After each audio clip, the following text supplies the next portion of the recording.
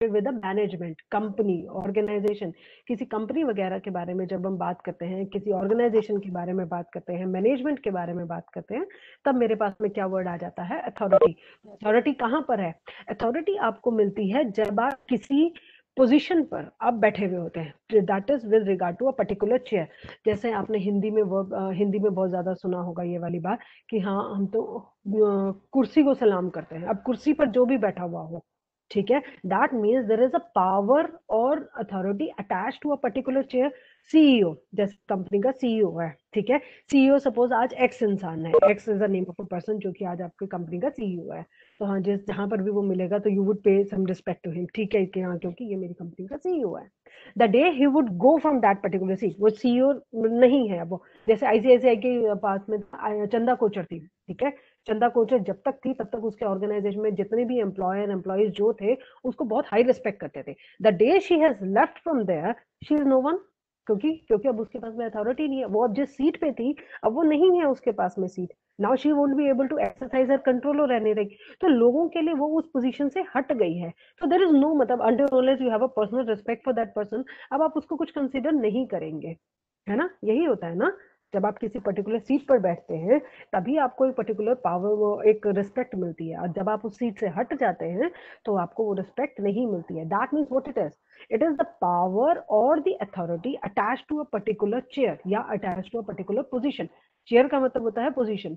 CEO, ये जो आपके बोर्ड ऑफ डायरेक्टर्स होते हैं, असिस्टेंट मैनेजर्स, डिप्टी मैनेजर्स, ये सब आपके एक चेयर के साथ में एक क्या कहते हैं, पोजीशन के साथ में आपके पास में एक अथॉरिटी अटैच होती है।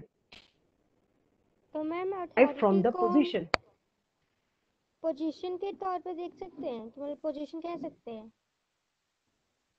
कैसे कह सकते हैं, मतलब आपको मतलब अथॉरिटी जैसे का वो मतलब नहीं पोजीशन पे क्लियर। थी, सीईओ की पोजीशन पे थी, दैट्स व्हाई उनको रिस्पेक्ट था। मतलब जब उन्होंने लेफ्ट कर दिया वहां से तो उनकी अथॉरिटी चली गई, मतलब पोजीशन चली गई। हाँ जी। तो हाँ जी। अथॉरिटी को पोजीशन कह सकते हैं। अथॉरिटी आपको उस पोजीशन पर रह के मिलती है। अथॉरिटी आपको उस अलग से नहीं होती है। आपको अथॉरिटी कहाँ से मिलती है? जैसे अगर मैं आपको ये पूछूं कि आपको आपकी थिंकिंग की वजह से मिली या आपको फिजिकल एबिलिटी से मिली पावर, ठीक है, उसी तरीके से अथॉरिटी आपको कहाँ से मिली? अथॉरिटी आपको मिली जब आप एक पोजीशन पर बैठे, आपको अथॉरिटी मिलेगी, ठीक है। मुझे आपको डिक्टेट करने की अथॉरिटी कहाँ से? की चेयर पर बैठी हुई हूँ, ठीक है। The day I would go from this particular chair, तो आप कहोगे कि मैम आप क्यों हमसे इतना बोल रहे हो, मतलब why you are talking so much, मतलब हमें लेक्चर दे रहे हो आप। Got my point. अथॉरिटी वगैरह जब भी मिलती है आपको एक पर्टिकुलर पोजीशन की वजह से मिलती है, ठीक है। पावर आपकी अपने विद इन होती है, पावर जब आपकी फिजिकल एबिलिटी होती है या मेंटल एबिलिटीज होती है, ठीक है। पावर कोई यस मैम। आपको दे नहीं सकता, it is not a tablet जो कि कोई इंसान आपको आके खिला सकता है, ठीक है। Is it clear? Any doubt? No ma'am. हाँ जी, ठीक है। इसके बाद में हमारे पास में क्या क्या दिया हुआ है? इन्होंने दिया हुआ वेयर एज पावर में भी फ्रॉम मेनी सोर्सेस, पावर जो है बहुत सारे सोर्सेस से मिल सकती है। टेक्निकल कॉम्पिटेंस, मतलब कोई इंसान जो है वो काम बहुत अच्छे से कर सकता है, तब उसको उस चीज में एक्सपर्ट हो गया वो, ठीक है, तो उसको वहां से वो सीनियोरिटी कि कोई वो एक पर्टिकुलर पोजीशन पे चला गया तब वो पावर आ गई है। अब manager power can be measured in his terms of his ability to give rewards. एक मैनेजर की पावर, पेज नंबर है बच्चे 2, गिव रिवॉर्ड्स, वो रिवॉर्ड्स के तरीके से देख सकते हैं जब वो इंडिविजुअल्स को पनिश कर सकता है या वो विड्रॉ भी कर होते हैं, जितने भी उसमें मैनेजर्स या होते हैं उनके पास में ये अलग अलग एक तरीके से उनके पास में पावर होती है, उनके पास में एबिलिटी होती है कि वो क्या क्या कर सकते हैं।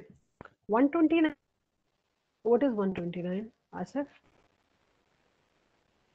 It is 201. No, it's not 129.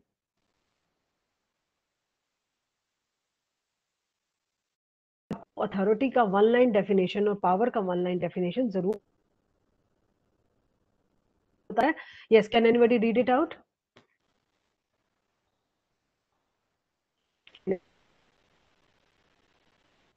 Powers refers to the ability or capacity to influence the behavior or attitude of other individual. ठीक है, इसको आप लोग अंडरलाइन कर लीजिए प्लीज। ये पावर की डेफिनेशन है जो कि आपको हर हालत में याद होनी चाहिए। आप क्यों आ सकता है कि एक पर्टिकुलर आपको दे देंगे, एक स्टेटमेंट दे देंगे, उस स्टेटमेंट से वो नीचे आपसे पूछेंगे what it is about the power, are they talking about authority or responsibility? तो मीनिंग आपको क्लियर वहां पर होना। मैम ये लाइन नहीं मिल रही है हमें 201 पेज नंबर पे। सेकेंड लाइन है।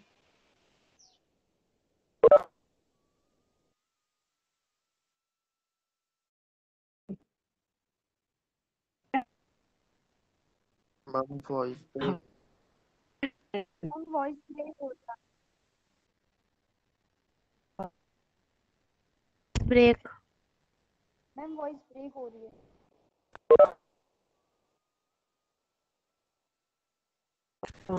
और still no ma'am. Ma'am voice ma'am voice break हो रही है बहुत ज्यादा। मेरी तरफ से तो I believe I am sitting at the same position जहां पर मैं हमेशा बैठती हूँ। देखते हैं अगर 2 मिनट में और फिर लगेगा तो ना मैं कुछ और पोजीशन पे चेंज करती हूँ। एक सेकंड, वेट अ सेकंड। बेटा ये गेट ओपन कर दीजिए, कुछ नेटवर्क इशू हो रहा है। हाँ मैम अभी ठीक है। अभी ठीक है, चलिए। अब मैं वीडियो ऑफ नहीं कर सकती, मतलब it is the instruction which has been given to me. I can't switch off the video else I would have done that. ठीक है, अभी वैसे ठीक है हिसाब से। यस मैम ठीक है। Yes ma'am, now better. चलो अच्छी बात है, मेरे को मतलब यूं पकड़ के बैठना पड़ेगा अब ऐसे ही जस्ट बियर विद मी। ठीक है, चलो। अथॉरिटी का वन लाइन डेफिनेशन प्लीज लिख लीजिए। यहाँ पे ऊपर में थोड़ा सा जगह होगा, वहीं पर लिख लीजिए। Authority is termed as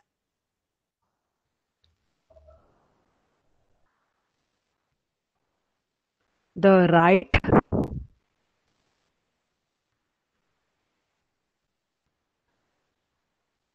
possessed by a person, Possessed, possessed by a person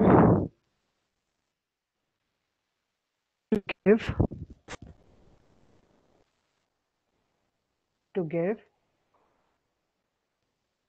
command to others.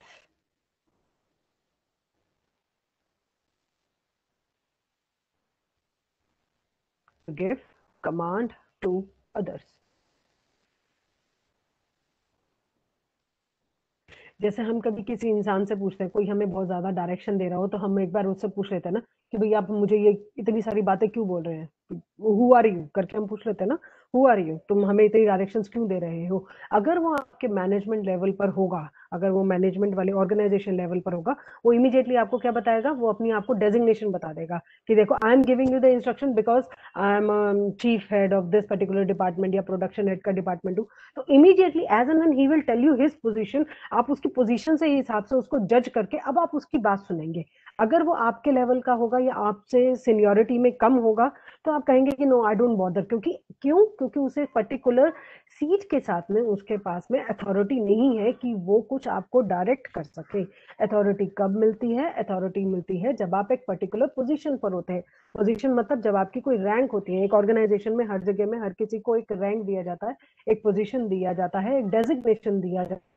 आपके पास में अगर वो डेजिग्नेशन होगा, then only you have been able to give the directions to others. अगर आपके पास में, जैसे आप सपोज एएम लेवल पर हैं, तो एक नॉर्मल एग्जीक्यूटिव आके आपको डायरेक्शंस दे सकता है क्या? फ्रंट ऑफिस एग्जीक्यूटिव आके, क्या उसके पास में अथॉरिटी है कि वो आके आपको कोई भी डायरेक्शंस दे? No ma'am. नहीं, क्यों? क्योंकि वो आपके साथ में रैंक में आपसे नीचे है, तो उसके पास में अथॉरिटी नहीं है। तो अथॉरिटी क्या है? Authority is been given by the position और बाय द डेजिग्नेशन। हाँ जी। इसके बाद में यहाँ पर हमारे पास में लिखा हुआ है in the words of a Simon. ये कंसेप्ट ऑफ अथॉरिटी वाला जो पैराग्राफ है, उसमें लास्ट लाइन में लिखा हुआ है in the words of a Simon, authority may be defined as the power to take the decisions which guide the action of others. मिल गया? ये यहाँ पे लिखा हुआ है. I'm not able to show you, sorry. In the words of Simon. मिल गया है? Yes, मिल ma'am. गया यस मैम ठीक है, इसको अंडरलाइन कर लीजिए, डबल टिक कर लीजिए. ये डेफिनेशन आ सकती है कि ये डेफिनेशन किसने दी है. This has been given by Simon. ये याद होना चाहिए आपको. What is the characteristic of authority? Authority की कैरेक्टरिस्टिक्स क्या क्या होती हैं? Authority is given to a position is legal. आप प्लीज म्यूट कर लीजिए, इसके भी अनम्यूट है ये प्लीज. आंचल आप म्यूट कर लीजिए please. The authority given to a position is legal. Legal का क्या मतलब होता है? आपके पास में जब एक पर्टिकुलर पोजीशन पर, एक ऑर्गेनाइजेशन में, एक पर्टिकुलर डेजिग्नेशन पर आप जब भी अपॉइंट होते हैं, तो आपके पास में स्टार्टिंग में, अगर आपको मैं वैसे आपको बता रही हूँ, अभी आप लोगों ने चीज फेस नहीं की होगी, एक अपॉइंटमेंट लेटर मिलता है. उसमें आपकी जॉब और रिस्पॉन्सिबिलिटीज प्रॉपरली डिफाइंड होती हैं, जिस पर आप भी साइन करते हैं और आपका एम्प्लॉयर भी साइन करता है. तो व्हाट इट इज, जो आपकी जॉब रिस्पॉन्सिबिलिटीज, थोड़ा सा उसके बारे में जो डिस्क्रिप्शन होता है, दैट इज मीन लीगल. उसको हम लीगली तौर पे वो दिया हुआ है. मैम आपकी वॉइस फिर से ब्रेक हो रही है. सॉरी, मैंने मुंह से ऐसे करके हटा लिया था. I keep it like this now. हाँ जी, is it clear now? Is it clear? हाँ जी. तो हमारे पास में अथॉरिटी होती है. ऑफर लेटर में हमारे पास में रिस्पॉन्सिबिलिटीज और अथॉरिटीज डिफाइन होती हैं, जिस पर हम साइन करते हैं कि आप अगर इस पर्टिकुलर पोजीशन पर आएंगे तो आपके पास में ये अथॉरिटी और ये आपके पास में रिस्पॉन्सिबिलिटी है. तो ये उसके बारे में ही बात करी जाती है. अथॉरिटी जो होती है वो फॉर्मल होती है. दिस इज नॉट समथिंग कि हाँ जी आपको बोल के बता दिया जाएगा. नहीं, अथॉरिटी जो होगी वो फॉर्मली डिफाइंड होगी कि अगर आप इस एक पर्टिकुलर पोजीशन पर आएंगे तो आपके पास में अथॉरिटी है कि आप आपके अंडर कोई इंसान अगर ठीक से काम नहीं कर रहा, you can very well sack him और हर. ठीक है, ये अथॉरिटी जो होती है ये हर इंसान को नहीं मिलती है. एक ऑर्गेनाइजेशन में जब आप एक पर्टिकुलर डेजिग्नेशन में जाते हैं तो उसी हिसाब से आपको अथॉरिटी दी जाती है कि हाँ जी आप किसी को प्रमोट कर सकते हैं या उसकी इंक्रीमेंट करवा सकते हैं. That is bind by the designations. ठीक है, अब आप जो बिल्कुल इंसान एक ऑर्गेनाइजेशन में न्यू लेवल पर ज्वाइन हो रहा है, फ्रंट ऑफिस एग्जीक्यूटिव बन के ज्वाइन हो रहा है, तो क्या उसको इस तरीके की अथॉरिटी दी जाएगी कि आप किसी की इंक्रीमेंट करा सकते हैं? नहीं. ठीक है, तो ये उसके ऑफर लेटर में लिखा हुआ होता है कि उसके पास में क्या क्या अथॉरिटी होती है. The authority enjoyed bye the position is not unlimited. Yes, ये कोई भी अनलिमिटेड नहीं होती ना, हमेशा लिखा हुआ होता है. ये नहीं होता कि आप एक पर्टिकुलर पोजीशन पर हैं तो यू कैन, जैसे as the way I have told you, कि आप किसी को भी सैक कर सकते हैं या प्रमोट कर सकते हैं. ये भी एक पर्टिकुलर डेजिग्नेशन के साथ में, एक पर्टिकुलर आप जब एक ऑर्गेनाइजेशन में होते हैं उस पर्टिकुलर पोजीशन के साथ में आपको ये सब पावर्स और अथॉरिटीज दी जाती हैं. ये अनलिमिटेड नहीं होती हैं. It is been defined very well in advance कि आप ये क्या क्या कर सकते हैं. अथॉरिटी, ये थर्ड पॉइंट है मेरे पास में. Authority is a relationship between two individuals. ये दो इंडिविजुअल्स के बीच में होती है. किन दो इंडिविजुअल्स के बीच में होती है? सुपीरियर और सबऑर्डिनेट के बीच में होती है. अब एक बात देखिए, यहाँ पर वर्ड लिखा हुआ है to individual.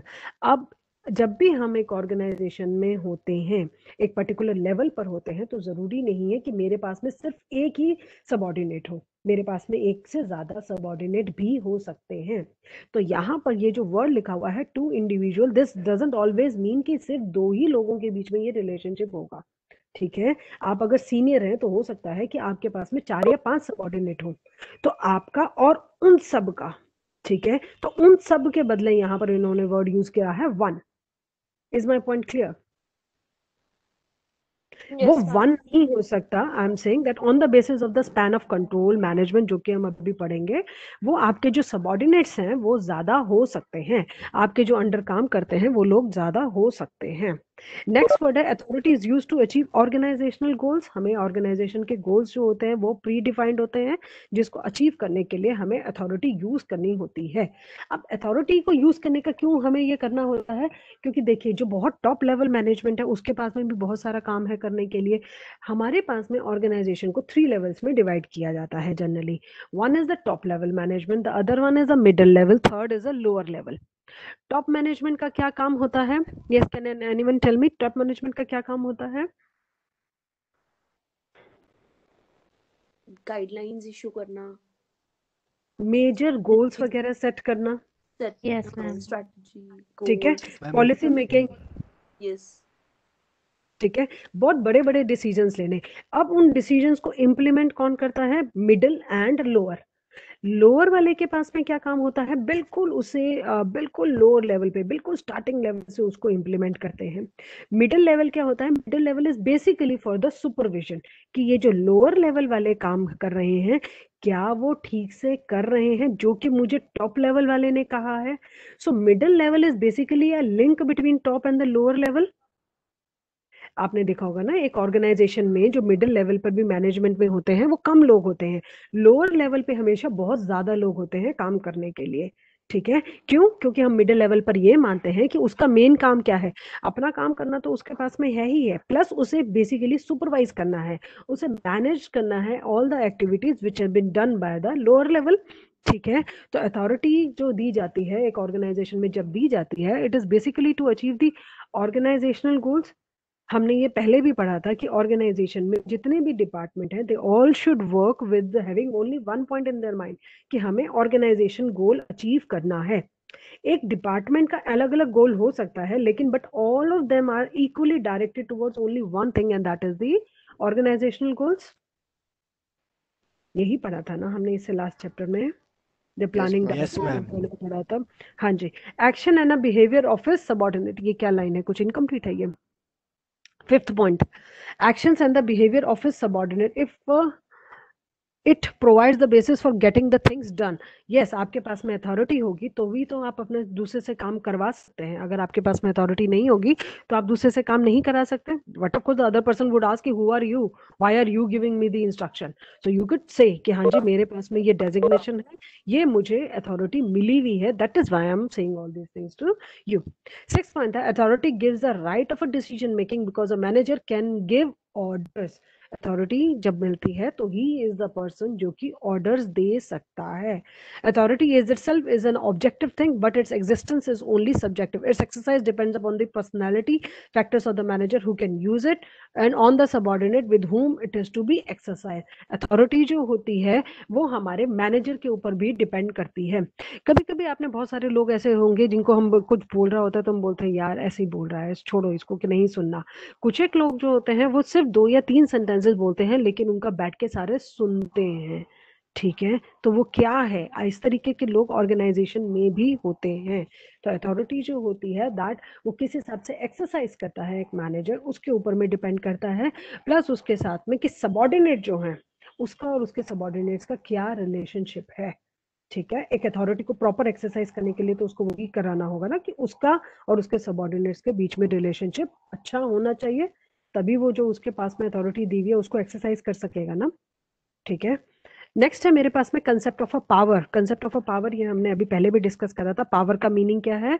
Power is a mean of exercising influence on the behaviour of the people. ये बात मैंने अभी आपको पहले भी बताई है। Power is not the word which is been related with the management. Exactly, power हम जनरल डेली लाइफ में भी वर्ड जो है वो हम यूज करते हैं, लेकिन अब जब हम ये पावर मैनेजमेंट के टॉपिक में पढ़ रहे हैं तो इस पावर का क्या मतलब हुआ? कभी कभी एक इंसान, आपने देखा होगा लेबर यूनियन का कभी कोई हेड होता है, या लेबर यूनियंस या इन सब की ट्रेड यूनियंस वगैरह में कोई ना कोई एक इंसान होता है जो कि बहुत जिसके पास में बहुत इन्फ्लुएंशियल पावर होती है। जो भी इंसान कहता है वो अपने आप ही लीडर बनता रहता है। कोई कोई इंसान ऐसा होता है कि जो कहेगा कि अगर आप ये काम नहीं करोगे तो हम तुम्हें मार देंगे या समथिंग लाइक दैट। ठीक है, तो that is what, that is a power. ठीक है, तो वो वाला पावर जो होता है जब आप किसी दूसरे के एक्शंस को इन्फ्लुएंस कर सकते हैं। एक बात बताइए, ऑर्गेनाइजेशन में पावर और अथॉरिटी हो सकती है ना अलग अलग लोगों के पास में? पावर तो क्योंकि आपकी इनबिल्ट होती है ना, power is not been given by, power can be given. जब आप एक पर्टिकुलर पोजीशन पर होते हैं तब आपको पावर दी जा सकती है, और लेकिन पावर को जब हम जनरल सेंस में बात करते हैं तो पावर इज बेसिकली इनबिल्ट आपके। कभी कभी हम बहुत अच्छे अच्छे डिसीजन बहुत अच्छे तरीके से ले सकते हैं, कभी बुरे टाइम में हमारा दिमाग बहुत अच्छे से काम करता है, ये हमारी मेंटल पावर होती है। ठीक है, मेंटल एबिलिटी होती है काम को करने के लिए। ठीक है, अब यहाँ पर पावर में हमें मैनेजमेंट के कंटेक्स्ट में हम इसमें यूज करेंगे तो हम इसको क्या कहेंगे? It is a means of exercising influence on the behavior of the people, but power is stronger than the influence. Power जो होती है वो स्ट्रॉन्गर होती है इन्फ्लुएंस से। Influence is a psychological force, psychological मतलब मेंटल, एक तरीके से हम किसी को वो कर रहे हैं। पावर जो होती है is a personal force that enables a person to change the behaviour of the other. Power मतलब आपको, आपके पास में इतनी पावर है कि आप दूसरे के डिसीजन को चेंज करने में आप सक्षम हैं, जैसे हम हिंदी में बोलते हैं सक्षम है। Yes, next is the sources of power. ये पावर आती कहाँ से है, क्या, what are the various sources of a power? So number 1, ये यहाँ पे दिया हुआ है, John French and the Bertram Raven has identified 5 basis of the sources of power. Number 1 is the reward power. कौन पढ़ के बताएगा please? Number 1 reward power.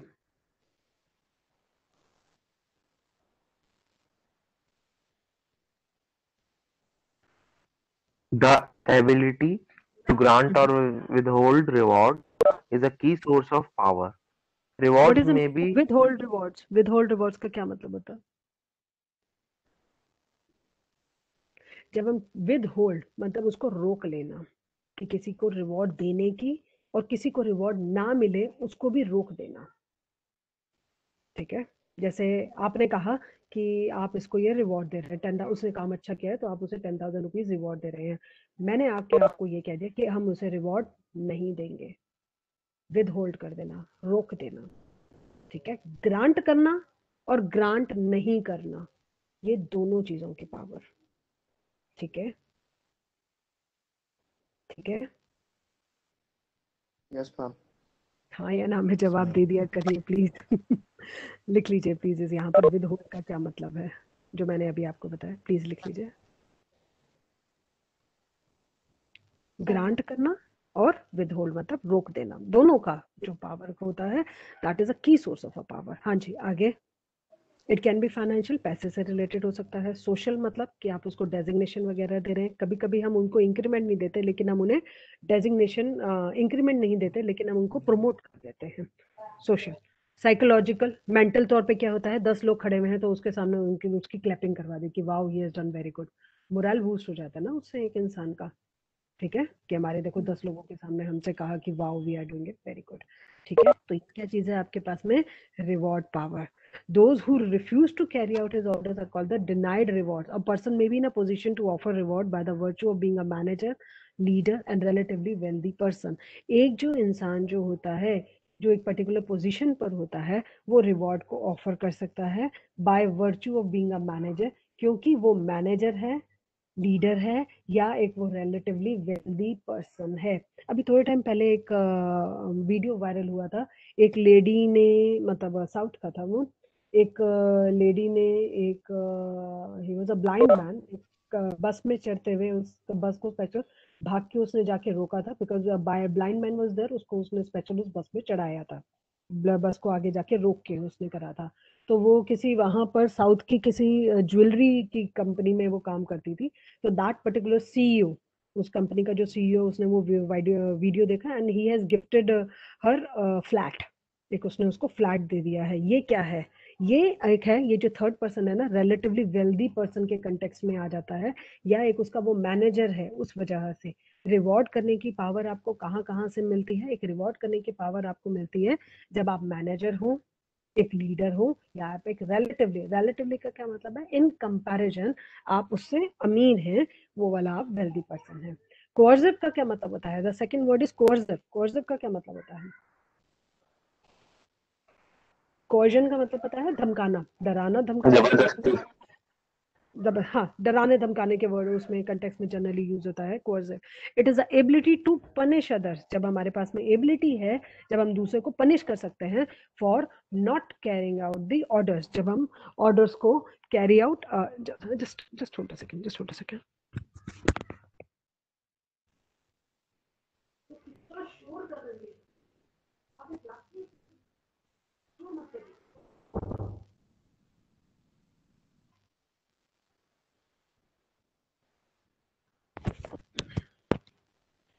Sorry.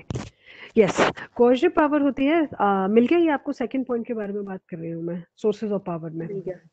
हाँ जी, this is the ability to Yes, punish ma'am. Others for not carrying out the orders and for not meeting the certain requirement. ये वो वाली power होती है जो कि हम यूज करते हैं दूसरे को पनिश करने के लिए, for not carrying out the orders. जब हमें उसको मैनेजमेंट में काम बोलते हैं करने के लिए और वो इंसान उस काम को नहीं करता है, तो हम उसे क्या करते हैं, कोर्सिव पावर यूज करते हैं। जब हम उसको ये कहते हैं कि देखो अगर तुम काम नहीं करोगे तो हम तुम्हें नौकरी से निकाल देंगे, वो क्या है, कोर्सिव पावर। नेक्स्ट है एक्सपर्ट पावर। जब कोई इंसान एक किसी पर्टिकुलर एरिया में एक्सपर्ट होता है, स्पेशलाइज होता है, तो हम उसको क्या कह देते हैं, एक्सपर्ट पावर। मैनी पीपल पे फॉर द कि जो जैसे हम कभी बात करें एक्विजिशन या मर्जर्स वगैरह कुछ होते हैं, तो उसके स्पेशलिस्ट होते हैं, तो उनके पास में क्या है, दे बीइंग दी एक्सपर्ट, तो उनके पास में है एक्सपर्ट पावर। ठीक है, फॉर बीइंग दी एक्सपर्ट। ये थर्ड वाला पॉइंट है, एक्सपर्ट पावर। फोर्थ है रेफरेंट पावर। रेफरेंट पावर का क्या मतलब होता है कि जब जैसे हम महात्मा गांधी के कंटेक्स्ट में बोलते हैं कि खड़े हो गए, या जैसे हम नरेंद्र मोदी के कंटेक्स्ट में बोलते हैं कि खड़े हो गए, तो हम दूसरा इंसान उनकी बात सुनेगा ही सुनेगा अगर उनके रेफरेंस से। या अमिताभ बच्चन, कुछ एक ऐसी पर्सनालिटी जिनका करिश्मा ऐसा होता है कि यस, हमें लगता है कि उनके नाम के साथ में ही पावर अटैच हो जाती है। ठीक है, that is a referent power. And next है लेजिटिमेट पावर। उसका क्या मतलब है, that is been given by law.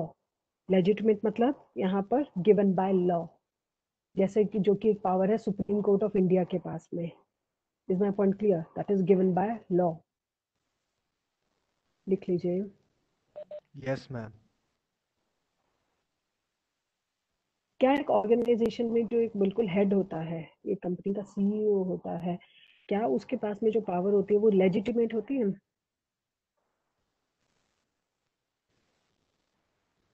मैंने आपको अभी एग्जांपल दिया supreme court of India, supreme court of India का एग्जांपल दिया।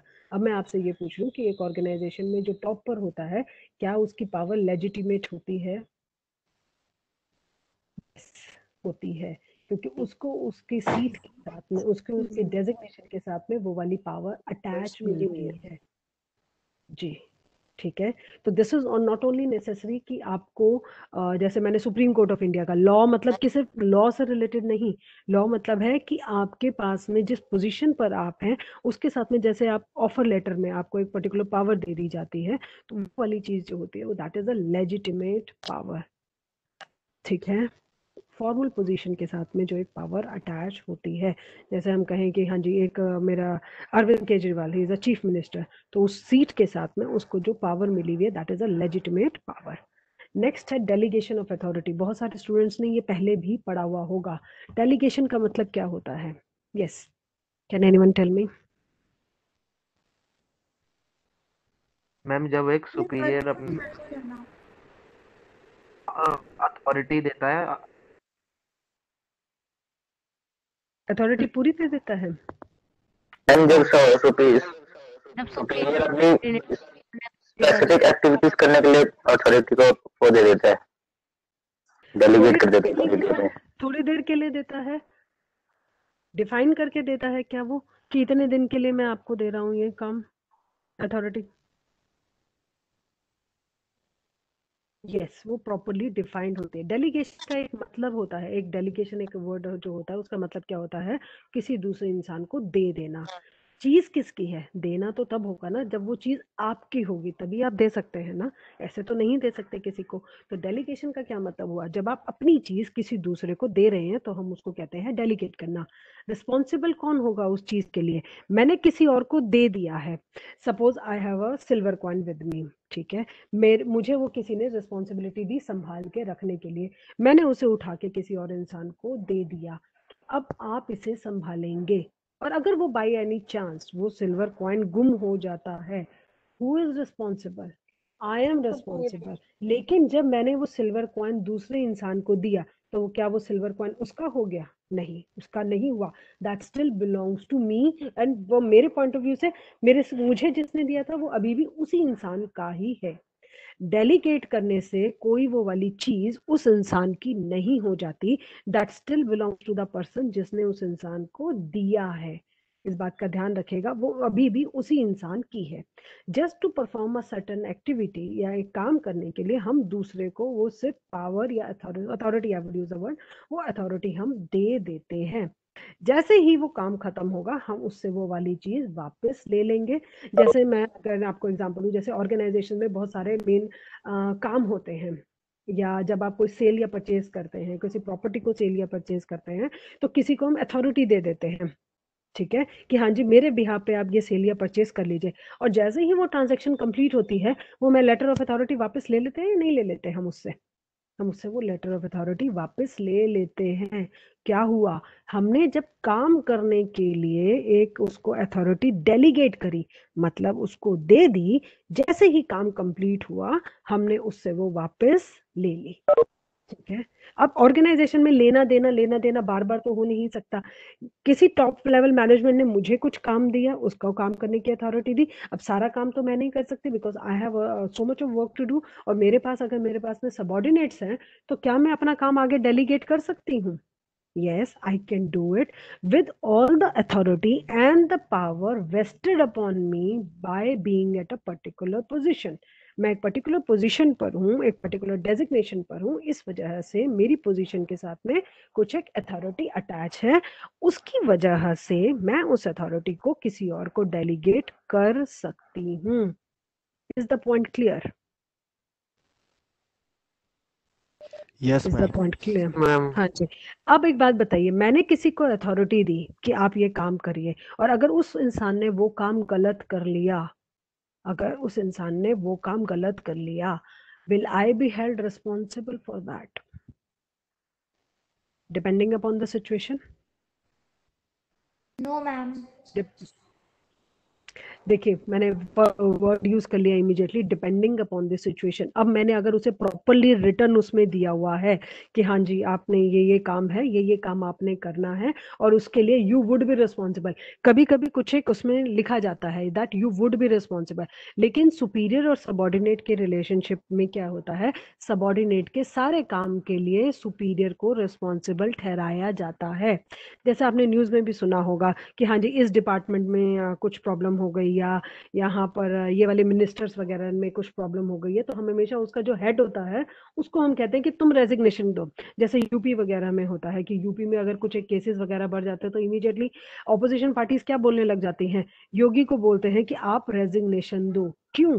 क्योंकि ही would be consider responsible for all the actions taken by his juniors और हिज सबॉर्डिनेट्स, या उसकी मिनिस्ट्री में जितने भी लोग हैं उसके लिए वो रिस्पॉन्सिबल माना जाएगा। तो अथॉरिटी हम डेलीगेट तो करते हैं, यस। योगी उन सब लोगों को बोल सकता है कि हाँ जी तुमने ये काम किया नहीं किया, बट जो सब लोगों के सामने है, इन मतलब उसे कंट्री के लेवल पर, Yogi would be the one who would be responsible for the actions, ठीक है। डेलीगेट करते हैं, लेकिन it still belongs to the superior. वो किसकी है, वो भी सुपीरियर की ही वो अथॉरिटी रहती है। Delegation has the following characteristic. Delegation of authority का पहले एक बार डेफिनेशन पढ़ लेते हैं। It is the process a manager follows, ये मैनेजर जो होता है वो फॉलो करता है इन डिवाइडिंग द वर्क, काम को डिवाइड करने के लिए, क्योंकि एक जो मैनेजर है उसके पास में बहुत सारा काम है करने के लिए, वो सारा का सारा काम इकट्ठा बैठ के नहीं कर सकता।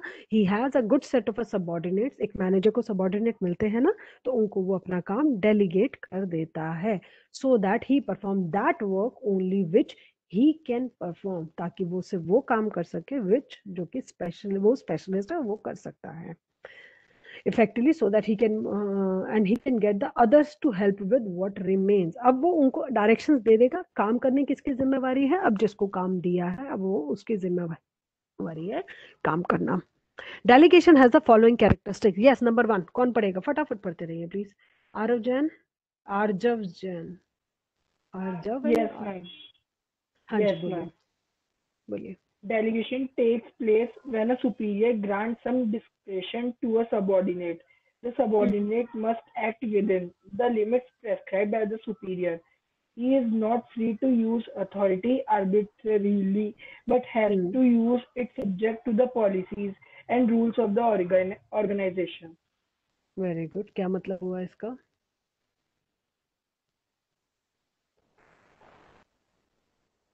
डेलीगेशन जब टेक्स प्लेस लेगा जब सुपीरियर सबॉर्डिनेट को परमिशन ग्रांट करेगा।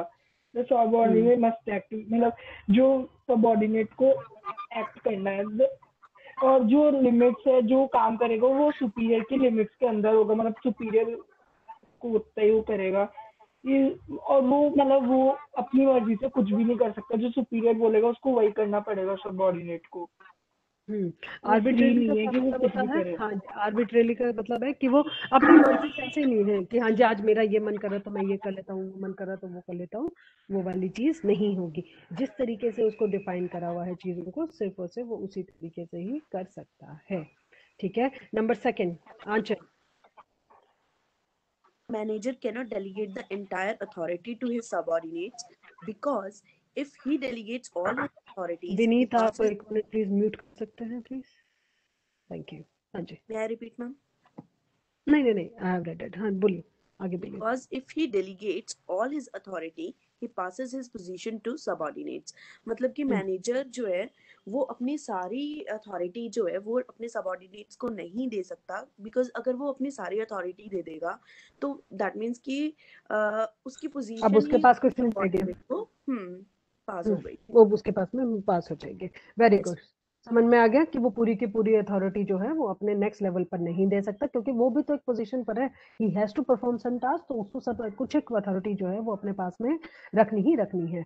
Ayush, Ayush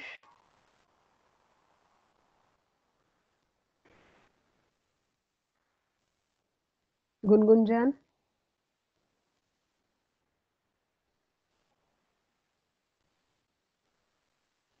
Gurpreet, Generally, authority regarding routine. हाँ Ma'am, जी may I, बोलिए। ma'am? Generally, authority regarding routine decisions and for execution of policies is delegated through subordinates. A manager retains the authority to take policy decisions and to exercise control over the activities of subordinates. Generally जो authority जो होती है regarding the routine decisions वगैरह, routine decision के regarding जो authority होती है और एग्जीक्यूशन, किसी पॉलिसी का अगर एग्जीक्यूशन करना है हमें अपने ऑर्गेनाइजेशन में, तो वो डेलीगेट करता है सुबॉर्डिनेट्स को। सुपीरियर जो है वो सुबॉर्डिनेट्स को बोलेगा डेलीगेट करने के लिए। और जो फिर उसके बाद बोल रहे हैं कि सुपीरियर जो सबऑर्डिनेट को बोलेगा डेलीगेट करने के लिए? कुछ लाइन गलत नहीं बोली आपने? नहीं, आपने बोला सुपीरियर डेलीगेट करेगा सुबॉर्डिनेट को, काम करने के लिए। हाँ, काम करने के लिए। जैसे कि हम जैसे बिग बाजार या इन सब में अगर बोले तो जैसे वहां पे डेली का काम होता है कि हाँ जी सपोज एट द मोस्ट कि हाँ जी 10 kgs पोटैटोज आने हैं, तो for every day you can not give the direction कि यहाँ पर जाओ ऐसे करो ऐसे करो। एक बार उनको बोल दिया कि इस एक जगह पे यहाँ पर इस तरीके से आपको ये वाली चीज को खरीद के लेके आना है, तो अब उस काम के लिए कौन रिस्पॉन्सिबल हो गया? अब जिसको वो काम दिया हुआ है ही would be held responsible for that. Yes, next next can anyone से? मयंक राय,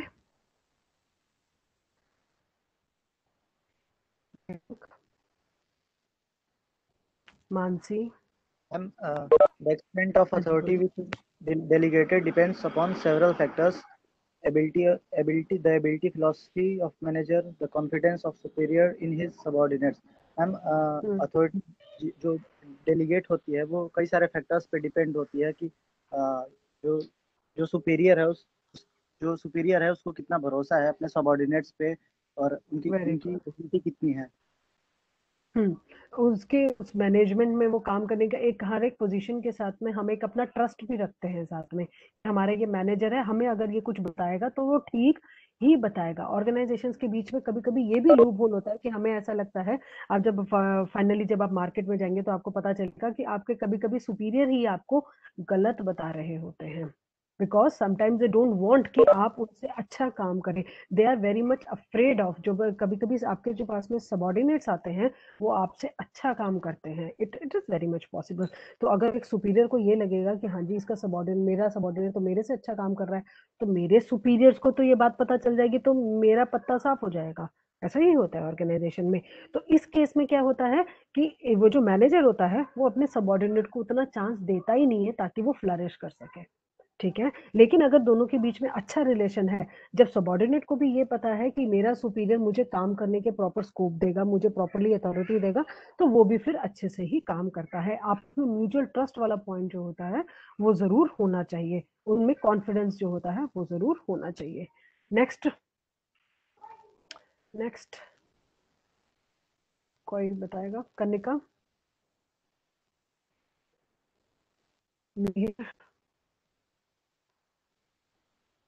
मोहित,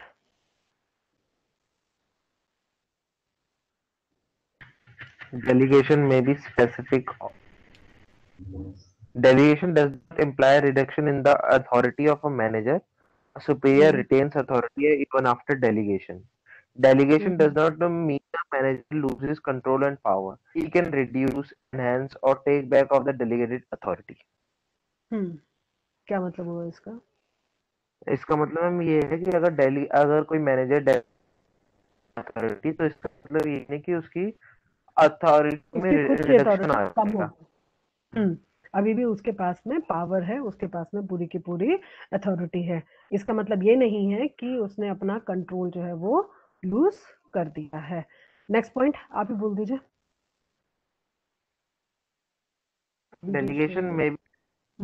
Delegation may be specific or general, written or implied, formal or informal. Delegation does not mean avoiding decisions or abandonment of work. Delegation जो होता है वो specific भी हो सकता है कि मतलब एक काम के लिए भी दिया जा सकता है। जनरल मतलब with relation to a particular, जो आपको इन जनरल कि हाँ जी आपके पास में ये अथॉरिटी है कि ये काम आप कर सकते हैं। रिटर्न भी हो सकता है, एक प्रॉपरली लिखा हुआ भी हो सकता है। जब आपको किसी बड़े लेवल पे कुछ दिया जाता है it would be written. Implied मतलब कि अगर आप एक पोजीशन पर हैं तो ये वाला तो काम आपको करना ही बनता ही है। कि जैसे अगर आप घर में बैठे हुए हैं तो एक मम्मा योर मॉम वुड एक्सपेक्ट कि हाँ जी घर से जब सारे लोग निकल गए तो you will put a lash in the door. ठीक है, तो this is your just thing which is been कि इम्प्लाइड है कि ये काम अगर आप एक पोजीशन पर हैं तो ये तो काम आप करेंगे ही करेंगे। Delegation does not mean avoiding the decisions और अबंडनमेंट ऑफ द वर्क। इसका मतलब ये नहीं है कि आप डिसीजन लेना अवॉइड कर सकते हैं, नहीं। अगर आप एक पर्टिकुलर पोजीशन पर हैं तो उसके उस पर्टिकुलर पोजीशन से रिलेटेड अगर आपको अथॉरिटी मिली है तो आपको डिसीजन लेना ही लेना है। आप उसको अवॉइड नहीं कर सकते कि हाँ जी मुझे ये मुश्किल डिसीजन है तो मैं नहीं लूंगा, ऐसा आप नहीं कह सकते। नेक्स्ट है, delegation does not mean abdication of the responsibility. Abdication means renounce कर देना एक किसी के थ्रोन को कि हाँ जी मैं इस चीज को नहीं मानता करके। No manager can escape from his obligation by delegating authority to subordinate. Suppose एक मैनेजर है, उसको ना लग रहा है कि ये जो काम जो है ना ये बहुत ज्यादा रिस्की है, मैं काम करूंगा तो हो सकता है गलत हो जाए, तो अपना एक जैसे हिंदी में बोलते हैं ना पल्ला झाड़ने के लिए उसने क्या किया, अपने सबऑर्डिनेट को वो काम दे दिया कि हाँ जी तुम करो, और फिर बाद में बोल दिया कि हाँ जी ये तो काम इसने किया था तो ही वुड बी हेल्ड रिस्पॉन्सिबल। ऐसा नहीं होता। Delegation does not means abdication of the responsibility. Abdication मतलब रिनाउंस कर देना, अपनी रिस्पॉन्सिबिलिटी को आप छोड़ नहीं सकते हैं। ठीक है, आप अपनी रिस्पॉन्सिबिलिटी से पीछे हट नहीं सकते सिर्फ ये कह के कि हाँ जी ये वाला काम डिफिकल्ट था तो मैंने अपने सबऑर्डिनेट को दे दिया, कोई एक्सवाइजेड रीजन देंगे, सबऑर्डिनेट को दे दिया, अब he is the one who has done this work, right और रॉन्ग। क्लियर? एब्डिकेशन का मतलब एक बार लिख लीजिएगा प्लीज इस पर।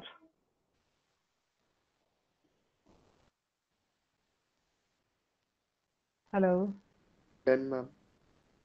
हाँ जी done. Is it clear to everyone? Yes, कुछ पॉइंट इसमें yes. जो नहीं समझ में आया हो? ठीक है, नेक्स्ट है इंपॉर्टेंस ऑफ डेलीगेशन। डेलीगेशन करने की इंपॉर्टेंस क्या होती है, जरूरत क्या है एक ऑर्गेनाइजेशन में? जस्ट बिना पढ़े कुछ एक दो पॉइंट्स आप बता सकते हैं कि जरूरत क्या है एक ऑर्गेनाइजेशन में डेलीगेट करने की काम? मैनेजर का वर्कलोड कम हो जाता है। कम हो जाता है, हाँ जी। और मैम मैनेजर और स्पेसिफिक कामों पे फोकस कर सकता है। हाँ जी, वो अपने लेवल के कामों पर कर सकता है और अपने से जो उसको लगता है कि हाँ जी इस काम को मैं दूसरे को दे सकता हूँ तो वो उनसे काम करवा लेगा, क्योंकि एक organisation is not only about one person. एक ऑर्गेनाइजेशन में सबऑर्डिनेट की भी नॉलेज इंक्रीज होती है अगर वो सुपीरियर का काम करता है तो। हाँ जी, उसको थोड़ा सा सुपीरियर काम सबऑर्डिनेट में इंटरेक्शन होता है। सुपीरियर सबऑर्डिनेट ऑर्गेनाइजेशन में हाँ जी डिसीजन मेकिंग भी चलती है, तो उसके वजह से सुपीरियर और अथॉरिटी देने की वजह से और रिस्पॉन्सिबिलिटी देने की वजह से सुपीरियर और सबऑर्डिनेट के बीच में आपस में रिलेशनशिप भी एस्टेब्लिश होता है। गुड।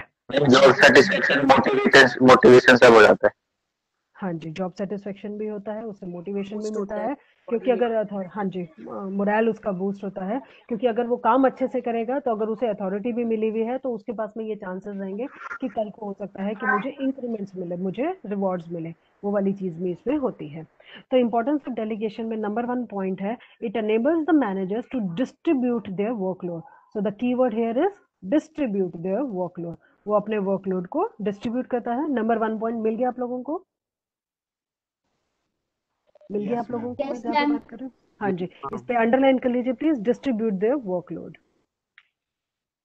नेक्स्ट है डेलीगेशन फैसिलिटेट्स क्विक डिसीजन. इससे क्विक डिसीजन हो सकते हैं उस लेवल के छोटे छोटे डिसीजन के लिए बार बार वो इंसान अपने मैनेजर की तरफ नहीं भागेगा. क्विक डिसीजन हो सकते हैं. Underline the word quick decision. Number 3, delegation helps to improve the job satisfaction. उससे जॉब सेटिस्फेक्शन भी मिलती है. हमें पता है कि एक लेवल पर हम कुछ काम कर रहे हैं. देखिए, हम बीइंग अ ह्यूमन, हम लोगों में वो सेंस ऑफ रिस्पॉन्सिबिलिटी वाली वो चीज होती है कि हमें भी कोई इंपॉर्टेंट समझे, हमें भी कोई काम दे करने के लिए. ऐसे बहुत ही कम लोग होते हैं जो कि they always want to take a back seat. नहीं, मैक्सिमम वो लोग वो होते हैं जो काम करके आगे बढ़ना चाहते हैं. अगर आपके पास में अथॉरिटी आएगी काम करने की, तभी तो उस काम को करके आप अपने आप को प्रूफ करेंगे. ठीक है, अगर आपको प्रूफ करने का ही नहीं रहेगा तो आप तो बिल्कुल नॉर्मल बहुत ही लो पोजीशन पर हमेशा ही रह जाएंगे. Take the responsibility. अगर आपके पास में अथॉरिटी है उस काम को करने के लिए, तो उस काम को करिए और अच्छे से करिए, सो दैट कि आप उस चीज में फिर आगे ग्रो कर सके. ठीक है, it helps to improve the job satisfaction. Next point है, by clearly defining the authority and responsibility of the subordinates, a manager can maintain the healthy relationship with them. एक सुपीरियर और सबऑर्डिनेट के बीच में हेल्दी रिलेशनशिप रह सकता है. ये वाला पॉइंट की भी बात हुई थी यहाँ पर. It increases the interaction and understanding. यहाँ पर वर्ड अंडरलाइन कर लीजिए please. It increases interaction and understanding. Interaction and understanding उसमें इंक्रीज हो जाता है. Delegation binds the formal organisation together. Fifth point है कि डेलीगेशन से एक फॉर्मल ऑर्गेनाइजेशन में जहां पर सुपीरियर सबऑर्डिनेट रिलेशनशिप पूरा का पूरा डिफाइंड होता है, वो आपस में एक तरीके से मिलके काम करता है. एक इंसान का दिमाग, अलग अलग इंसान जो होता है, अलग अलग काम करने की उसमें एबिलिटी होती है. हर एक इंसान अपने अपने काम में एक्सपर्ट होता है. उन सबको मिला के आप अच्छे से कुछ काम कर सकते हैं. पूरे ऑर्गेनाइजेशन में जब कोई मेजर डिसीजन होता है तो हम लोग एक्सपर्ट्स वगैरह को मिला के हम अच्छे से काम करते हैं वहां पर. फिफ्थ पॉइंट में आप अंडरलाइन कर दीजिए, ये फॉर्मल ऑर्गेनाइजेशन टुगेदर, सब मिलके रहते हैं. सिक्स पॉइंट में है, delegation enables a manager to obtain the specialised knowledge and expertise of the subordinate. यही जो बात मैंने अभी आपसे कही कि एक मैनेजर के पास में, क्योंकि he is not the expert in everything. Manager हो सकता है कि एक चीज में बहुत एक्सपर्ट हो, दूसरी चीज के लिए एक्सपर्ट के लिए कोई दूसरा इंसान ही तो होगा ना. तो उसको साथ में अगर उसने अथॉरिटी दी हुई होगी, या उसका सबऑर्डिनेट होगा, या उसको वो इतनी अहमियत देता होगा, तभी तो वो आके आपको कुछ बताएगा. हम नॉर्मल फ्रेंड्स में भी ये वाली बात होती है क्या, कि कुछ भी, जैसे मुझे कुछ इंपॉर्टेंट बात पता है, आप जब दूसरे को बताते हैं तभी तो सामने वाले को कभी कुछ पता होगा तो वो आपको बताएगा. अगर आप ही नहीं बताएंगे उसको, तो यू कांट एक्सपेक्ट कि वो भी ऑल ऑफ अ सडन आपको आके हेल्प करेगा. नहीं, it is always two way. हमेशा टू वे होता है. ये नॉर्मल उसमें भी अप्लाई करता है, इस वाले में ऑर्गेनाइजेशन में तो अप्लाई करता ही करता है. Delegation helps to ensure continuity in the business. Delegation से बिजनेस जो होता है वो कंटिन्यूसली चलता रहता है, क्योंकि टॉप लेवल के पास में अपने हाई लेवल का काम होगा करने के लिए, मिडिल लेवल के पास में अपना लेवल का काम होगा, लोअर लेवल के पास में अपने लेवल का काम होगा. सारे डिफरेंट लेवल्स अपने अपने लेवल के अपने जो होंगे काम वो करते रहेंगे. इससे बिजनेस जो होता है वो चलता रहता है. Underline the word continuity in business. Just hold. ये मेरा डोर बंद कर दीजिए प्लीज, बाहर से बोल्ट करो, बहुत आवाज आ. Yes, the next and the steps in the process of delegation. ये 7 points से clear हो गए please? Yes, ma'am. Doubt is there? Yes, ma'am. ये मैंने अभी सिर्फ कीवर्ड्स वगैरह पढ़े हैं, लेटर ऑन आप इसको प्लीज पूरा का पूरा पढ़ लीजिएगा. Steps in the process of delegation. Process में हमारे पास में कौन कौन से स्टेप्स होते हैं. Number 1 is the determination of the results expected. सबसे पहले क्या होता है कि हमें होता है कि हम अगर अपने सबऑर्डिनेट को कुछ देना चाह रहे हैं तो मुझे उनसे क्या क्या एक्सपेक्टेड है, क्या काम ऐसा है जो कि मैं आपको बोल सकती हूँ करने के लिए. जैसे अभी मैं पढ़ सकती हूँ, बट बीच बीच में जैसे मैं आपसे कह रही हूँ कि आप पढ़िए, क्योंकि मुझे ये पता है that you can very well read it out. ठीक है, समझाने वाला काम आप नहीं कर सकते तो मैं समझाने वाला काम आपको डेलीगेट करूंगी ही नहीं. जो चीज आप कर सकते हैं मैं सिर्फ और सिर्फ आपको वही डेलीगेट कर सकती हूँ. क्यों? क्योंकि there is some sort of a result which I expect. मैं पढ़ने के लिए कहूंगी कि हाँ जी ये वर्ड 2-3 इंग्लिश के सेंटेंसेस हैं, ये पढ़ के मुझे बताइए। I know that you all are intelligent enough to read the sentences for me, उतना आप कर लेंगे, लेकिन उसके बाद में अगर मैं आपको समझाने के लिए भी कहूंगी तो that you won't be able to do. तो मुझे पता है, उसी हिसाब से मैं अपना काम आगे डेलीगेट कर रही हूँ। Is the point clear? Determination of the result expected, कि मुझे आगे से क्या एक्सपेक्टेड है, मैं उसी हिसाब से अपना काम डेलीगेट करूंगी। नेक्स्ट है असाइनमेंट ऑफ ड्यूटीज, मैंने उस चीज को असाइन कर दिया, दूसरे को दे दिया। ग्रांटिंग ऑफ अथॉरिटी, जब मैंने आपसे कहा कि ये करो तो मैंने उसके बाद में आपको अथॉरिटी दी है कि इतने आपके पास में अथॉरिटी है इस काम को करने के लिए। काम को करने के लिए सपोज आपके पास में अथॉरिटी है कि 10,000 रुपीज के जितने भी एक्सपेंसेस है अप टू 10,000 रुपीज, उतने एक्सपेंसेस का डिसीजन आप खुद ले सकते हैं। मैंने आपको क्या किया, मैंने आपको अथॉरिटी जो है वो ग्रांट कर दी। काम करने के लिए तो आपको अथॉरिटी भी चाहिए, and then you would be held responsible. Next है creating accountability for the performance. Accountability का क्या मतलब होता है? Yes, can anyone tell me accountability का क्या मतलब है? मैम आंसरेबल, जो मतलब आपने डिसीजन दिया है सब। Yes, very good. अथॉरिटी का मतलब ये सॉरी अकाउंटेबिलिटी का मतलब होता है आंसरेबिलिटी। लिख लीजिए प्लीज।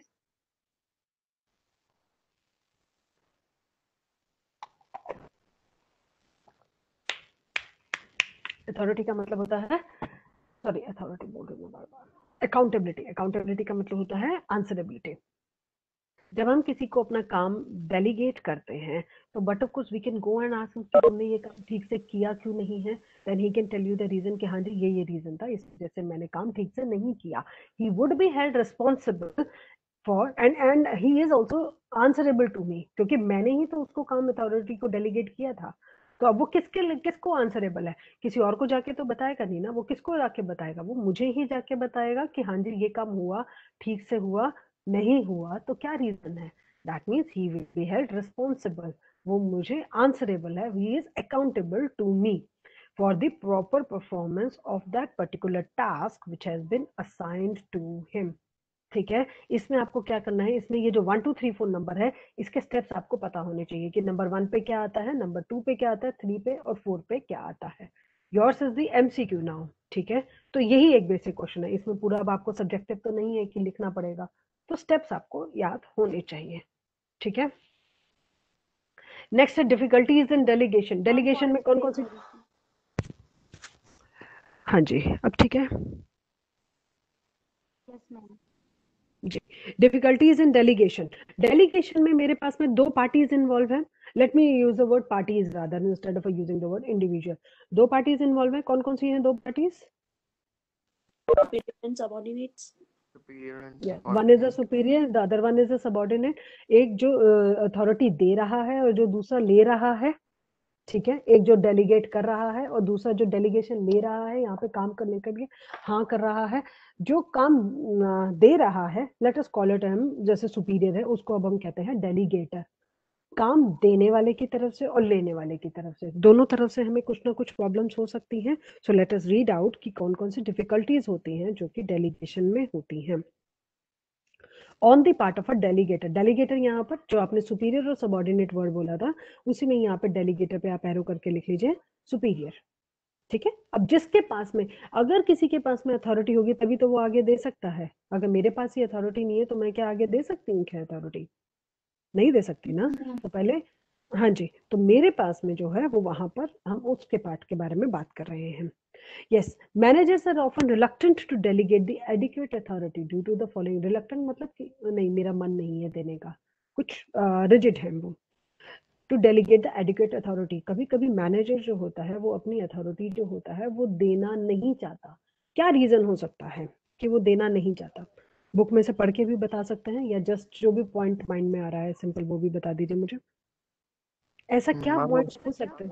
मैम उसको वो मैम मतलब अपने उस को भरोसा नहीं है कि वो अच्छा भरोसा नहीं है, और मैम वो उसके मतलब जितना अच्छा सबऑर्डिनेट काम नहीं अपने कर सकता। अपने ज्यादा अच्छा फील्ड कर में सकता एक्सपर्ट नॉलेज नहीं है और एक्सपर्टीज नहीं है, मतलब मैम अथॉरिटी चली जाए। स्पेशलाइज नॉलेज expertise नहीं नहीं है मैम, वो स्पेशलाइज नॉलेज नहीं है उस फील्ड में, मतलब किसको नहीं है? जिस उसके सबऑर्डिनेट को नहीं है या उसको नहीं है? मैम सबऑर्डिनेट को, मतलब वो ऐसा मैनेजर ठीक है समझता है भरोसा। ठीक है ठीक है ठीक है। और उल्टा भी हो सकता है, उसको लगेगा कि शायद ये मेरे से ज्यादा एक्सपर्ट है, ज्यादा नहीं अच्छा पता चले ये मेरे से ज्यादा अच्छा काम कर लेगा ज्यादा तो अच्छा अथॉरिटी कौन है तो उसके प्रॉब्लम हो सकता है। सुपीरियर्स को, राइट। और क्या हो सकता है? मैम वर्क रिस्की होता है तो वो चांस नहीं लेना चाहते। Very good. और कोई पॉइंट बुक में से देख के बता दीजिए, कोई बात नहीं। मैम मैनेजर को यही सुपीरियर को यही लगता है कि उसकी जो पावर है वो रिड्यूस हो जाएगी उसको काम पे अगर वो डेलीगेट करेगा। तो उसका जो एक जैसे हमने देखा पूछ पूछ जो है उसकी वो कम हो जाएगी कि लोग उसको आके कम पूछेंगे and they will ask for the thing. Yes दूसरे इंसान को ज्यादा वो पूछेंगे। हाँ जी। और और कोई सभी point? के लिए समझेगा कि वो कैपेबल नहीं है काम के लिए, लैक ऑफ कॉन्फिडेंस हो जाएगा। मैम लैक ऑफ कॉन्फिडेंस हो जाएगा ना उसके अंदर, सबऑर्डिनेट के अंदर। सबऑर्डिनेट के अंदर लैक ऑफ कॉन्फिडेंस हो जाएगा, इसलिए मैम वो समझेगा कि कैपेबल नहीं है ना वो उस काम के लिए, जब सबऑर्डिनेट उसको कुछ कहेगा नहीं काम करने के लिए। तो सबऑर्डिनेट को ऐसा लगेगा कि वो कैपेबल नहीं है, उसका मोरल जो होगा वो डाउन हो जाएगा। लेकिन ये हमारे यहाँ पर किसके पॉइंट ऑफ व्यू से बात करें हम? सुपीरियर के पॉइंट ऑफ व्यू से। वेरी गुड, आप लोगों ने काफी अच्छा वो करा है। तो अब हम बुक में से पढ़ लेते हैं 1 2 3 4 पॉइंट्स जितने भी दिए हुए। Main 7 points are given. आपकी बुक में भी 7 पॉइंट्स ही हैं? Yes ma'am. Yes ma'am. चलिए ठीक है। नंबर 1 पॉइंट है, some managers may not delegate authority because of their lure for authority. Lure मतलब देयर लव फॉर अथॉरिटी कि हाँ जी ये तो मेरे पास ही चीज है, ये मेरी ही होनी चाहिए, मैं किसी और को दूंगा तो वो चीज मेरी कम हो जाएगी। ठीक है। तो ऐसे भी लोग होते हैं कि उनको वो नहीं चाहते कि उनकी जो अथॉरिटी है वो किसी भी तरीके से कम हो जाए। They authority indirectly they want to have the power in their hands. They have a love for authority. Lure के साथ में यहाँ पे लव और अफेक्शन फॉर द अथॉरिटी भी कह सकते हैं। नेक्स्ट है some manager feel that none can do the job as well as they can do. इसको भी अंडरलाइन कर लीजिए। फर्स्ट पॉइंट में कर लीजिए because of their lure for authority, first line को उसको कर लीजिए। सेकंड में that none can do the job as well as they can do, उनको ये लगता है कि उनके सबऑर्डिनेट उतने अच्छे से काम नहीं कर सकते जितने अच्छे से वो कर सकते हैं। ठीक है, क्लियर? मैम फर्स्ट पॉइंट में ल्योर का मतलब क्या है? दे लव फॉर अथॉरिटी। ओके। ठीक है, उनको चाहिए कि हाँ जी जैसे यहाँ पे लिखा हुआ है they want to make their presence felt कि सब वो जो मैंने अभी आपको बोला वो जो वर्ड होता है ना पूछ पूछ वाला कि हाँ जी सब सिर्फ मेरे से ही पूछे सब कुछ, इधर उधर कोई किसी के पास में ना जाए। ऐसा भी लोग होते हैं, इनसिक्योरिटी उनको फील होने लग जाती है। सेकंड वाला पॉइंट क्लियर हो गया है। थर्ड पॉइंट है when a manager is incompetent of his work method and procedures are likely to be faulty. जब उसको ये लगता है कि वही जो है वो खुद ही इनकॉम्पिटेंट है। ठीक है, अब वो जब अपने सबॉर्डिनेट वगैरह को काम देगा तो दे कैन कम अप कि सर ये जो काम था ये तो आप ही इस तरीके से कुछ गलत कर रहे थे। Got my point? जब वो मैनेजर ही है वो इनकॉम्पिटेंट है और उसको ऐसा लगता है कि मैं डेलीगेट कर दूंगा तो सामने वाला आके इंसान मुझसे क्वेश्चन करने लगेगा कि सर आप ही ये कुछ गलत कर रहे थे, ये तो इस तरीके से ठीक तरीके से हो सकता था। ठीक है, वो अपने फॉल्ट्स को नहीं चाहता कि सबको दिखाई दे, तो उसको कवर अप करने के लिए क्या कहता है कि अब जो मैं काम कर रहा था वो मैं बिल्कुल ठीक ढंग से कर रहा था। I will not pass on this work to anybody else. Clear? he has a fear of being exposed। इसी के एंड में लिखा हुआ he has a fear of being exposed, क्योंकि वो जो काम कर रहा है उसे पता है कि वो इनकॉम्पिटेंट है, वो कहीं ना कहीं गलती से भी एक्सपोज ना हो जाए। वर्ड दिख गया था आपको? फियर ऑफ बीइंग एक्सपोज, उसका सेकंड लाइन में लिखा हुआ है, मिल गया। उसको अंडरलाइन कर लीजिए please. Make it as a point. ये सिर्फ आपके इस लेवल से रिलेटेड नहीं है, आगे किसी भी सब्जेक्ट और किसी भी लेवल से रिलेटेड है।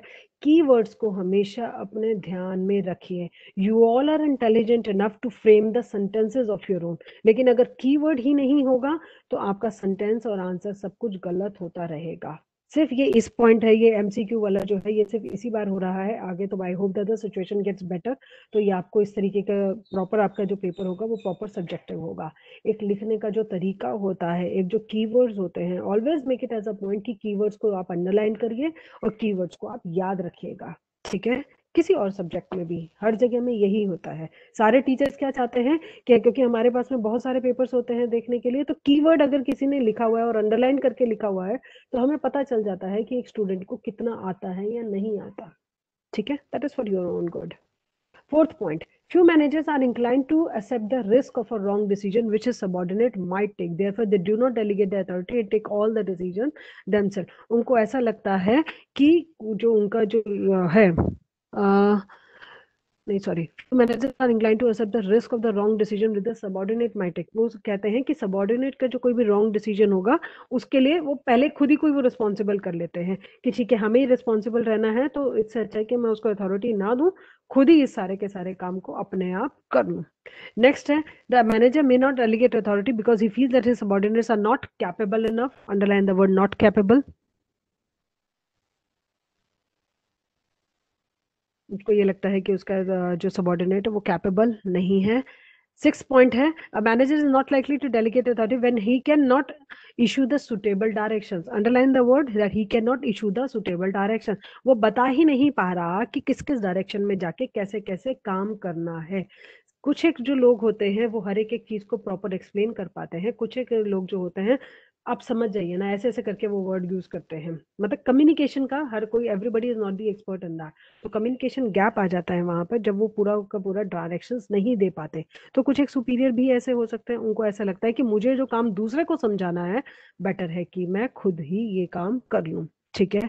Effective delegation requires adequate control and a means of knowing the proper use of authority. A manager will hesitate to delegate authority if he has no means to ensure that the authority is being properly used by the subordinate. उसे ऐसा लगता है कि मैं अपने subordinate को authority दूंगा तो सही, लेकिन वो हो सकता है कि वो ठीक से काम ना कर पाए, कि वो कुछ भी ठीक से कर पाएगा या नहीं कर पाएगा। इट इज मोर और लेस कि हमने ये वाला पॉइंट पहले भी पढ़ा हुआ है, तब भी वो अपने अथॉरिटी जो है वो आगे नहीं डेलीगेट करता। ये किसके पॉइंट ऑफ व्यू से बात करा है? ये सारा का सारा हमने अपना बात करा है सुपीरियर के पॉइंट ऑफ व्यू से। नेक्स्ट है from the part of a subordinate. Subordinate मतलब जो उसका जूनियर है। हाँ जी, क्या क्या पॉइंट हो सकते हैं उसके पार्ट पर? Can anyone tell me?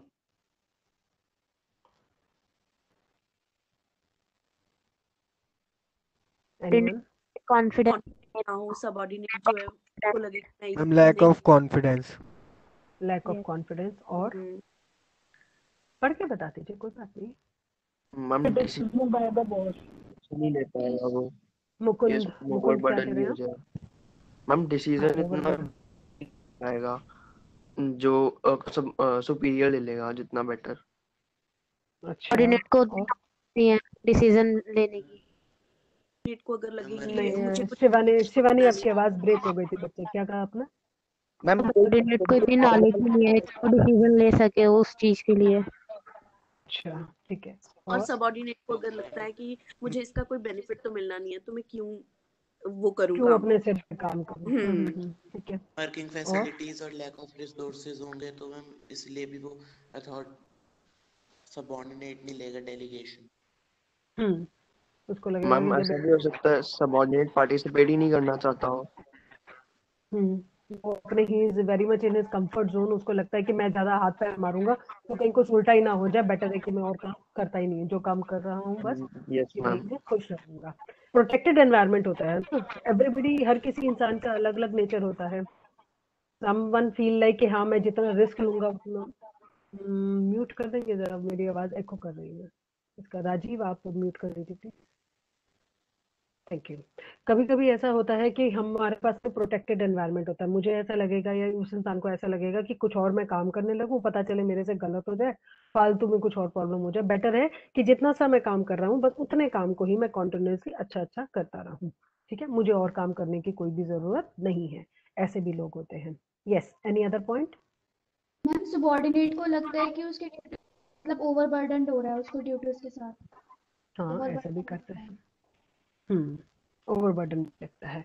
Yes, on the part of a subordinate. अब हमारे पास में 6 पॉइंट्स उसमें दिए हुए हैं, देखते हैं। सबऑर्डिनेट में be reluctant to accept the delegation when he lacks self confidence. इसको अंडरलाइन कर लीजिए प्लीज। जब उसके पास में सेल्फ कॉन्फिडेंस नहीं होगा, जब उसको लगेगा कि हाँ, कभी कभी आपने देखा है कि कभी कभी मैनेजर्स जो होते हैं, पिक्चर्स वगैरह में देखा होगा आपने, रियलिटी में तो नहीं, मैनेजर कोई काम डेलीगेट कर रहे होते हैं, सामने जो सबऑर्डिनेट ऐसे करके खड़े होते हैं, कुछ एक लोग उसमें पीछे को खड़े होते हैं, कुछ एक लोग आगे खड़े हुए होते हैं। What is the difference? वो जो बॉडी लैंग्वेज होती है उससे पता चल जाता है, जिस तरीके से आप खड़े होते हैं। जो आगे वाला इंसान होता है बढ़ बढ़ के जो आपसे बात करता है, तो जो सामने मैनेजर होता है उसको ये पता होता है कि ही is the person who can do it. ठीक है, और जो पीछे जा रहा है कि उसमें कितना कॉन्फिडेंस है या नहीं है, ये इमीडिएटली उसमें पता चल जाता है। ठीक है, एक बॉडी लैंग्वेज होती है, कॉन्फिडेंस होता है। तो जनरली आपको ये देखा होगा कि इस तरीके से जो काम करने वाला जो पार्ट होता है उसमें मैनेजर जनरली उन्हीं लोगों को पिक करता है जिनमें कॉन्फिडेंस हो। So please keep it in your mind also, कल को जब आप जॉब करने वगैरह के लिए भी जाएंगे, have the confidence. Self confidence जो होता है वो बहुत जरूरी होता है। ठीक है, यहाँ पर हम किसके पॉइंट ऑफ व्यू से बात कर रहे हैं? हम बात कर रहे हैं कि non acceptance of a delegation, की सबॉर्डिनेट को जो डेलीगेशन दिया जा रहा है उसमें अब कौन कौन सी कमियां होती हैं in the part of a subordinate, जिसकी वजह से वो काम जो है वो ठीक ढंग से नहीं ले अथॉरिटी जो है वो अपने पास में नहीं ले पाता। Second is some subordinates are unwilling to accept authority due to the desire to play safe. They want to play safe. They do not want कि कल को कुछ गलत हो जाए तो कोई मुझे बोले कि ओ ये तो काम तुमने गलत कर दिया। तो कुछ एक जो लोग होते हैं वो इस तरीके से नहीं चाहते। They always want to be in a comfort zone और protected जगह में वो रहना चाहते हैं। A subordinate, थर्ड पॉइंट है इसमें, प्ले सेफ वाला इस पे अंडरलाइन कर लीजिएगा please. A subordinate who is afraid of a committing mistake does not like to be criticized by the boss is or like to avoid the delegation of authority. जब एक subordinate ऐसा होता है जिसको ये लगता है कि मैं मिस्टेक कमिट कर सकता हूँ और उसको ये लगता है कि कहीं मेरा बॉस मुझे एकदम ये ना बोल दे कि ये तुमने गलत किया है।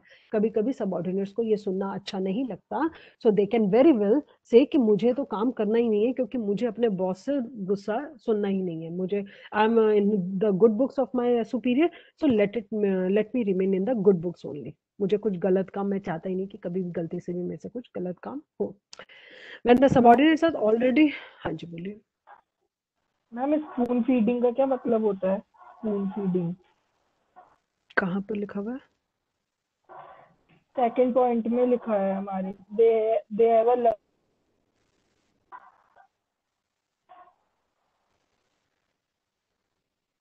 दे have a love for spoon feeding. Spoon feeding मतलब एक एक चीज आपको बताना, यहाँ से राइट जाना फिर यहाँ से लेफ्ट जाना, स्पून फीडिंग कहते हैं।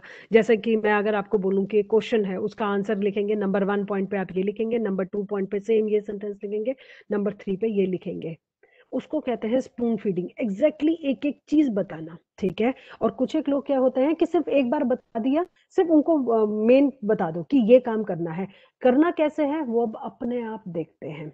जैसे ये स्पून फीडिंग का वर्ड मैं भी आप लोगों के साथ में यूज करती हूँ कि मैं आपको एक एक पॉइंट नहीं बताती, आपको क्या बता रही हूँ, मैं कीवर्ड्स बता रही हूँ, because I feel that you all are intelligent enough कि अगर मैं आपको एक पॉइंट कुछ ऐसे करके समझाऊंगी तो बाकी शायद आपको पूरा समझ में आ जाए। स्पून फीडिंग नहीं करते। जब हम स्पून फीडिंग का मतलब होता है जब मैं एक एक स्टेप आपको बता रही हूँ, ठीक है, तो उसको स्पून फीडिंग कहते हैं।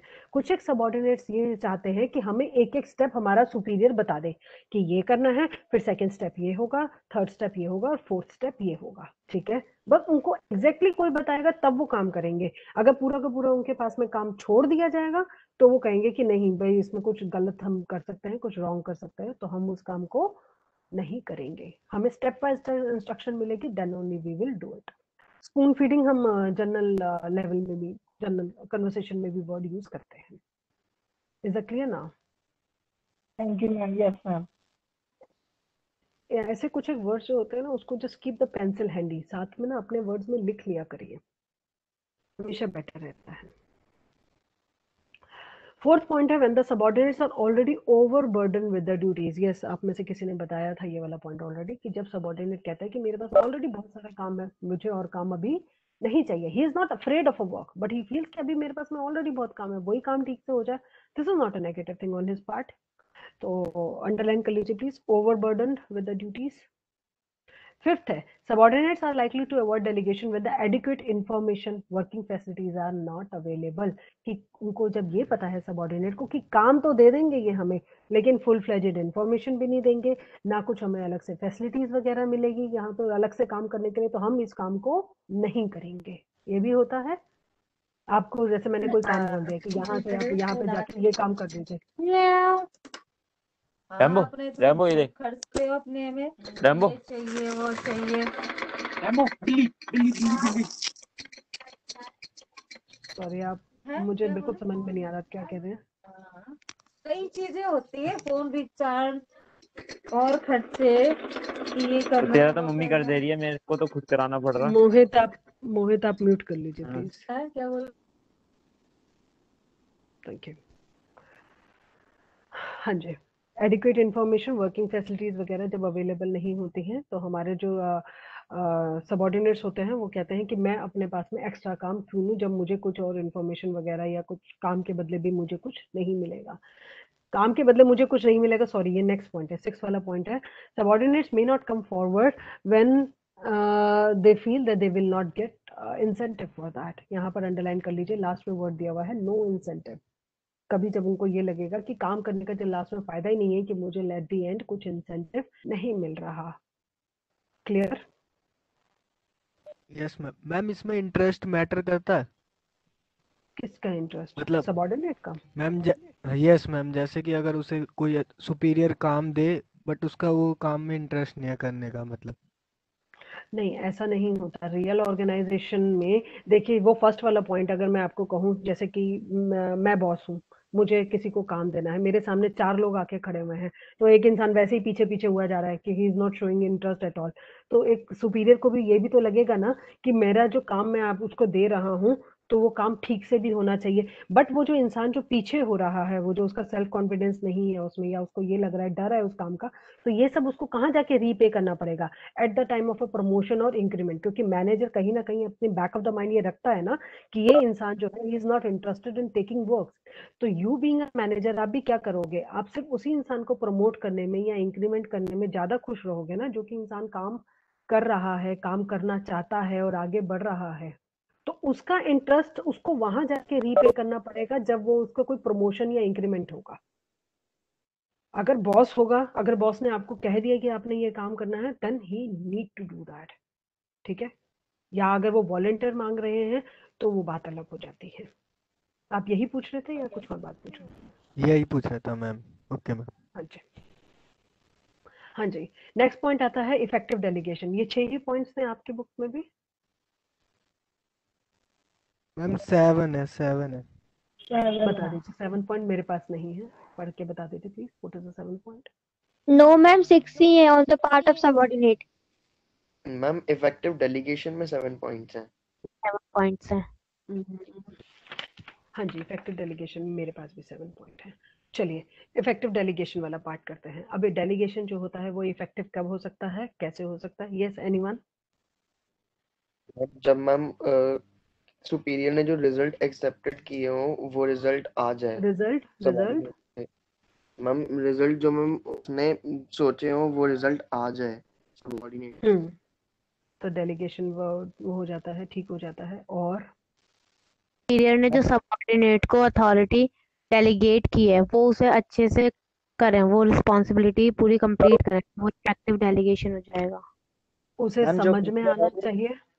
यस क्लियरली मैम, वो अच्छे से क्लियरली डिफाइन कैसे क्या करना है। नहीं मयंक, क्या कहा आपने? बच्चे सॉरी। मैम जो सुपीरियर है वो क्लियरली डिफाइन करे सारे फंक्शंस की कैसे क्या करना है। कैसे क्या करना है, वेरी गुड। और यूनिटी ऑफ कमांड, कि उन्हें कमांड जो है एक ही सुपीरियर से मिले तो अच्छे से उन्हें क्लियर होगा।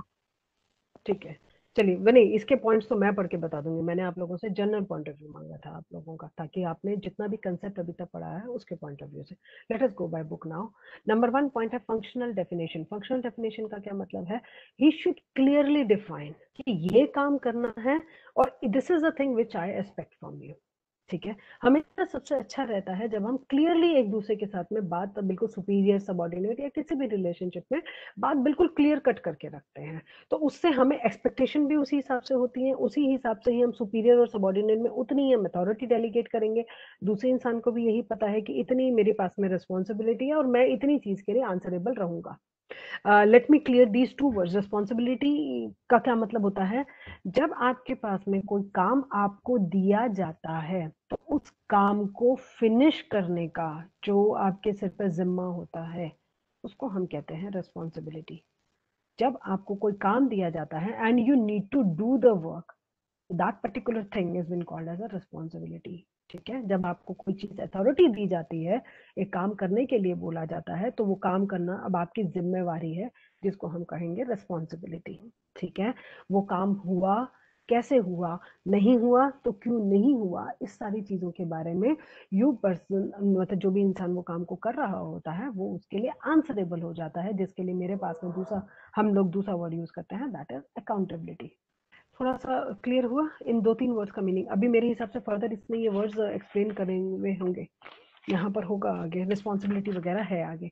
Just because we were using these words over and over again, that's why I have given you one line definition. ठीक है, नेक्स्ट है delegation by the result expected. Authority should be delegated only after the results to be achieve by the subordinates are decided.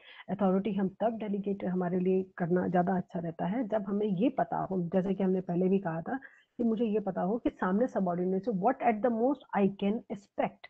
ठीक है, जैसे मैंने अभी आपको example दिया था, वो जो पढ़ने का एग्जांपल दिया था कि मुझे ये सेंटेंसेस रीड करके बता दीजिए। ठीक है, उसी हिसाब से कितना रिजल्ट मुझे एक्सपेक्ट है। Parity of authority and responsibility. What is the meaning of parity? Parity means equality. Parity means equality. Authority और रिस्पॉन्सिबिलिटी इक्वल पार्ट पर उस इंसान को दी जानी चाहिए। There must be a proper balance between authority and responsibility. Authority मैंने उसको इतनी सी दी है काम करने की, और he is being held responsible for this much of a work which is bad. ठीक है, अगर मैंने उसको इतनी अथॉरिटी दी है काम करने की कि तुम्हें इतना काम करना है, तो he can held be responsible only for this much of a work. ऐसा नहीं है कि काम करने के लिए मैंने उसको इतना बोला है और उसको मैं रिस्पॉन्सिबल ठहरा रही हूँ इतनी चीज के लिए। Is my point clear? जितना मुझे उसको अथॉरिटी देनी है उतनी ही चीज के लिए वो रिस्पॉन्सिबल होना चाहिए, उससे ज्यादा के लिए we can not Yes, held ma'am. You responsible. तो ऐसा करें, अपने वर्ड्स में थोड़ा सा ना लिख लिया करें। हाँ जी, कौन सा वाला point? Second point, second. Delegation by the result expected. It should be delegated only after the results to be achieved by the subordinates are decided. हमें जब आपको दूसरे को दे रहे हैं तो हमें ये भी पता होना चाहिए कि उससे क्या क्या रिजल्ट मुझे एक्सपेक्टेड है। मैं अगर आपको कोई काम दे रही हूँ करने के लिए, अगर मैं आपकी सुपीरियर हूँ, तो मुझे इनडायरेक्टली पता भी तो है ना कि आप किस लेवल तक क्या काम कर सकते हैं। ठीक है, तो मैं आपको आपके लेवल जितनी ही काम दूंगी ना, तभी तो मेरा वो काम का डेलीगेशन सक्सेसफुल रहेगा। मैं उस लेवल से ज्यादा आपको काम दे दूंगी तो आप कैसे कर पाएंगे काम। ठीक है, जो मुझे सबऑर्डिनेट से काम चाहिए वापसी में, मुझे वो बिल्कुल बात क्लियर होनी चाहिए। ठीक है, जैसे अभी मैं आपसे एक्सपेक्ट करूं कि मुझे आप इकोनॉमिक्स जो है इंटर लेवल का पूरा पेपर करके दे दें, तो वो तो मैं फिर गलत चीज एक्सपेक्ट कर रही हूँ ना इस समय आपसे। ठीक है, yes, when you will go to the inter level तब मैं आपसे एक्सपेक्ट करूंगी, तब इट इज एब्सोल्युटली फाइन। मैं उतनी ही आपको अथॉरिटी दे सकती हूँ जितना कि मुझे पता है कि ये इतना रिजल्ट मैं आपसे एक्सपेक्ट कर सकती हूँ। उससे ज्यादा अगर मैं आपसे एक्सपेक्ट करूंगी तो that would be wrong on my part. तो डेलीगेशन के बीच में गैप आ जाएगा ना, फिर जो में काम होगा वो काम तो ठीक से नहीं हो पाएगा ना। Clear? Yes ma'am. Yes ma'am. Third point भी मैम क्लियर हो इसमें गया? ये आगे मैम इसमें लिखा हुआ है को एक्सटेंसिव का मतलब क्या होता है मैम? कहाँ पे लिखा होगा कोएक्सटेंसिव? मतलब मैम होता है थर्ड पॉइंट में लास्ट में ma'am, extending authority. Over the same area. Coextensive मतलब होता है extending over the same area. Same area से रिलेटेड आपके साथ में अथॉरिटी और रिस्पॉन्सिबिलिटी होती है ना। काम मैंने आपको ए दिया और आपको रिस्पॉन्सिबल ठहरा रही हूँ मैं बी काम के लिए, तो ये चीज तो गलत हो जाएगी ना। जिस चीज के लिए मैंने आपको अथॉरिटी दी है, रिस्पॉन्सिबल भी तो आप उसी काम के लिए होगे ना। अगर मैंने आपको काम दिया है ए, तो आप रिस्पॉन्सिबल किसके लिए होगे? आप ए के लिए तो होगे, मैं आपको बी के लिए तो नहीं ठहरा सकती ना। कोएक्सटेंसिव, सेम एरिया के लिए ही अथॉरिटी दी जानी चाहिए, उसी सेम चीज के लिए ही रिस्पॉन्सिबिलिटी होनी चाहिए। लिख लीजिए please. Okay ma'am. Yes ma'am. Done यहाँ तक, थर्ड पॉइंट तक? Any doubt till now? Yes ma'am. No ma'am. Next point है fourth, absoluteness of a responsibility. Responsibility cannot be delegated. Responsibility cannot be delegated. इसका मतलब ये है जब मुझे ये काम करने के लिए कहा गया है तो वो काम सही हो या गलत हो, I am the one who would be responsible for that. मैं खड़े होके फिर ये नहीं बोल सकती कि हाँ जी ये वाला फैक्टर ये था और ये चीज ऐसी थी इस वजह से मेरा गलत हो गया। नहीं, ऐसा नहीं हो सकता। अगर मैं उस पोजीशन पे हूँ, अथॉरिटी मुझे मिली है, तो आई एम द वन जिसको कि सब कुछ सर्कमस्टांसेस को अपने अपने हिसाब से एडजस्ट करके मुझे वो काम करना है। ठीक है, एब्सोल्यूटनेस ऑफ अ रिस्पॉन्सिबिलिटी। अगर मुझे काम दिया है, अथॉरिटी मेरी है, तो रिस्पॉन्सिबिलिटी भी मेरी ही है। I can not held anyone else responsible for this. Clear? ठीक है। Yes ma'am. एक मैनेजर जो है वो सीधा ये नहीं बोल सकता कि हाँ जी मैंने ये काम किसी और को दिया था तो अब ये वो रिस्पॉन्सिबल है, नहीं। और एक सबॉर्डिनेट ये नहीं बोल सकता कि हाँ जी सर आपने ये मेरे को काम दिया था लेकिन देखिए इस डिपार्टमेंट के इस इंसान ने ये काम नहीं किया, इसने ये नहीं किया, या ये वाला फैक्टर हो गया, वो फैक्टर हो गया। नहीं, he can not give the excuses. If he has a authority, he has the responsibility. ठीक है। यूनिटी ऑफ कमांड, जैसे कि हमने पहले पढ़ा कि हमारे पास में नहीं, हमने ये वाला टॉपिक नहीं करा अभी। जितने भी जो हमारे पास में सुपीरियर और सबॉर्डिनेट होता है, एक सबॉर्डिनेट जो होता है कि जूनियर के बारे में अगर मैं बात कहूँ, अगर उसको 10 लोग खड़े हुए हैं डायरेक्शंस देने के लिए, it will be very confusing for him. Unity of command का ये मतलब होता है कमांड मतलब इंस्ट्रक्शन, यूनिटी मतलब वन। एक ही इंसान की तरफ से उसको इंस्ट्रक्शन मिलनी चाहिए कि उसने क्या क्या काम करना है। काम 10 हो सकते हैं बट ऐसा नहीं होना चाहिए कि एक सबॉर्डिनेट है और उसके पास में 10 उसके पास में सीनियर खड़े हुए हैं उसको काम बोलने के लिए। मिसकम्युनिकेशन हो जाएगा, गलत हो जाएगा, सबॉर्डिनेट काम नहीं कर पाएगा, उसे समझ में नहीं आएगा कि क्या करना है, कौन से लेवल, कौन से वाले मैनेजर की मैं बात सुनूं या कौन से वाले मैनेजर की मैं बात नहीं सुनूं। Clear?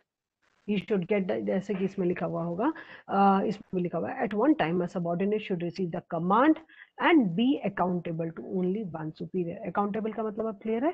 Answerable? Yes, ma'am. Yes ma'am. Next point है well defined limits of authority. Authority भी तो प्रॉपरली डिफाइंड होनी चाहिए कि आपके पास में इतना इस चीज को काम करने की इतनी अथॉरिटी है। मैं अगर आपको अथॉरिटी दे दूं कि आप अप टू 10,000 रुपीज के जितने भी एक्सपेंसेस हैं वो आप अपने आप देख सकते हैं, तो मैंने प्रॉपरली डिफाइन कर दी ना। अब मैं ये आपको ये बोल दूं ये एक्सपेंसेस आप अपने आप देख लेना, आपने जाके कर दिया 50,000 का एक्सपेंस, फिर तो डिफाइन ही नहीं था ना मेरी तरफ से कि कितने आप एक्सपेंसेस देख सकते हैं या नहीं देख सकते। कभी भी आप भी जनरल लाइफ में भी मैं बात कर रही हूँ, ऑर्गेनाइजेशन में तो बट ऑफ कोर्स मॉनिटरी वाला पार्ट, मनी वाला पार्ट हमेशा क्लियर कट रखिएगा।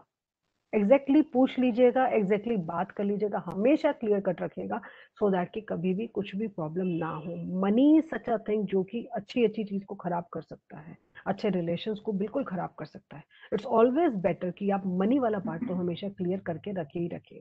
और जहां तक यहाँ पर अथॉरिटी और रिस्पॉन्सिबिलिटी का मतलब है कि अथॉरिटी अगर आपके पास में वेल डिफाइंड रहेगी सुपीरियर की तरफ से भी और सबॉर्डिनेट की तरफ से, it would be easy for the subordinate also to perform a task, क्योंकि उसको पता है कि मुझे ABC काम करना है तो वो ABC ही काम करेगा।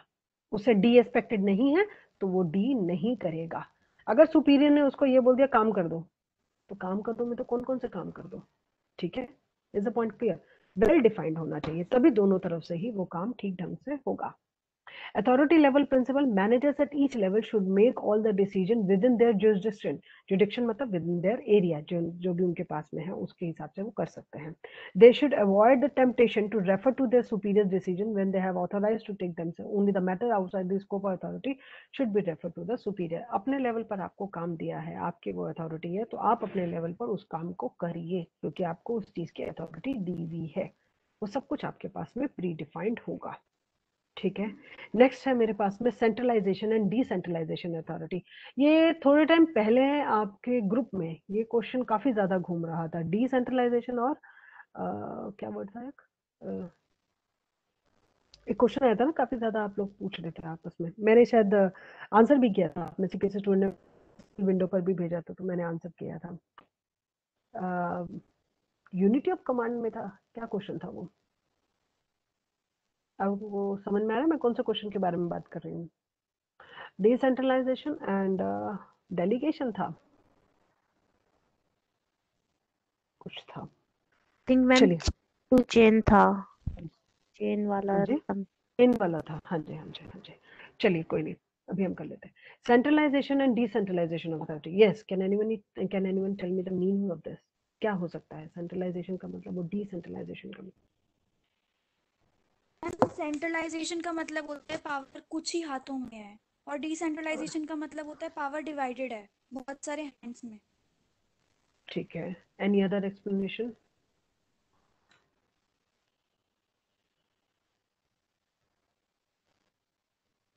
वैसे इन्होंने वन लाइन में काफी अच्छे से बोल दिया। सेंट्रलाइजेशन मैम मतलब सेंट्रलाइजेशन हम सेंट्रलाइजेशन का मतलब ईच एंड एवरी जो भी डिसीजन है वो सिर्फ टॉप मैनेजमेंट ही ले सकती है, और डिसेंट्रलाइजेशन में मतलब सबऑर्डिनेट्स और सुपीरियर भी ले सकते हैं कुछ छोटे मोटे decision. Centralization as the name suggest सब कुछ सेंटर में है, एक ही इंसान के पास में है, इन वन हैंड बोल दीजिए और एट वन लेवल बोल दीजिए। डिसेंट्रलाइजेशन का क्या मतलब है? एवरीथिंग इज स्कैटर्ड, पूरा का पूरा आपके पास में जो है वो स्कैटर्ड है, सब अलग अलग लेवल्स के पास में अलग अलग अपने पास में अथॉरिटीज हैं, अलग अलग रिस्पॉन्सिबिलिटीज हैं। डिसेंट्रलाइजेशन, कुछ एक ऑर्गेनाइजेशंस सेंट्रलाइज वे में चलती हैं, कुछ एक ऑर्गेनाइजेशन डिसेंट्रलाइज वे में चलती हैं, कुछ एक ऑर्गेनाइजेशंस में ये दोनों चीजें प्रेजेंट होती हैं। There can be one organization जिसमें सेंट्रलाइजेशन और डिसेंट्रलाइजेशन सब होता है, depending upon the decisions. Major decisions जो होते हैं उसमें हम वर्ड यूज करते हैं कि वो चीज तो सेंट्रलाइज्ड है। सेंट्रलाइज मतलब जो टॉप लेवल एग्जीक्यूटिव्स हैं सिर्फ वही मेजर डिसीजंस लेते हैं, तो उस पार्ट पे आ जाता है सेंट्रलाइजेशन। डिसेंट्रलाइजेशन क्या है? बहुत सारे ऐसे काम होते हैं जो छोटे छोटे काम होते हैं जो कि टॉप लेवल को हर समय जिनके बीच में बार बार घुसने की जरूरत नहीं होती है, उसमें अब वो क्या बोलते हैं, अपने काम को जब वो आगे दे देते हैं बाकी डिपार्टमेंट्स को बोल देते हैं कि आप ये वाला काम करिए, हर चीज हमारे पास में मत लेके आइए, तो उसी ऑर्गेनाइजेशन में वो सारे काम क्या हो गए, वो सारे काम डिसेंट्रलाइज हो गए। मीनिंग क्लियर हुआ? Yes ma'am. हाँ जी, तो यहाँ पर हमारे पास में वर्ड आता है centralisation and decentralization of authority. यहाँ पे लिखा हुआ है इसका मतलब, centralization implies the concentration of authority at the top level of the organization. ये प्लीज लाइन लिख लीजिए, सेंट्रलाइजेशन और डिसेंट्रलाइजेशन एक ही ऑर्गेनाइजेशन में दोनों चीज एग्जिस्ट कर सकती है, जरूरी नहीं है कि वो पूरी की पूरी एक ही तरफ में होगी। ये बात तो आपको भी पता है ना, कुछ एक टॉप लेवल के डिसीजंस होते हैं which are bound to be taken by the top level only, lower level उसमें कुछ नहीं कर सकता। 5 ईयर प्लान तो लोअर लेवल बैठ के थोड़ी ना बनाएगा, वो तो टॉप लेवल ही बनाएगा ना। तो centralize depending upon the decisions, किस तरीके के डिसीजंस हैं, कौन सी रैंक को या rank sorry I have used the wrong word, कौन से लेवल को करने हैं, तो उसके हिसाब से वो सेंट्रलाइजेशन हो जाता है। सेकेंड लाइन है यहाँ पे लिखी हुई, centralization implies the concentration of authority at the top level of the organization, while decentralization means dispersal of authority. Dispersal एक तरीके से होता है बांटना, डिस्पर्सल ऑफ अथॉरिटी, अथॉरिटी हमने बांट दी है। इसको प्लीज अगर मार्कर है तो मार्क कर लीजिए, अंडरलाइन कर लीजिए, तो थ्रू आउट द ऑर्गेनाइजेशन। हाँ जी मैम, जैसे मैम सेंट्रलाइजेशन, डिसेंट्रलाइजेशन और बोथ, अगर ऑर्गेनाइजेशन को अपने गोल्स इफेक्टिवली अचीव करने हैं तो कौन सा बेटर रहेगा इनके लिए, बोथ रखे या फिर सेंट्रलाइज रखे? आप खुद सोचिए, एक ऑर्गेनाइजेशन में मेन जो डिसीजंस है, दोनों वर्ड्स को पढ़िए, मेन डिसीजन वो मेन अथॉरिटी के पास में रहेगा, that is the top level. बाकी काम करना किसको होगा, काम तो उसको लोअर लेवल में देना ही पड़ेगा ना। तो डिसेंट्रलाइजेशन भी होगा। एक ऑर्गेनाइजेशन सिर्फ एक चीज के बेसिस पे पूरी की पूरी नहीं चल सकती। Okay ma'am, clear. आप यही पूछ रहे थे या कुछ और बात पूछ रहे थे? नहीं मैम, यही था।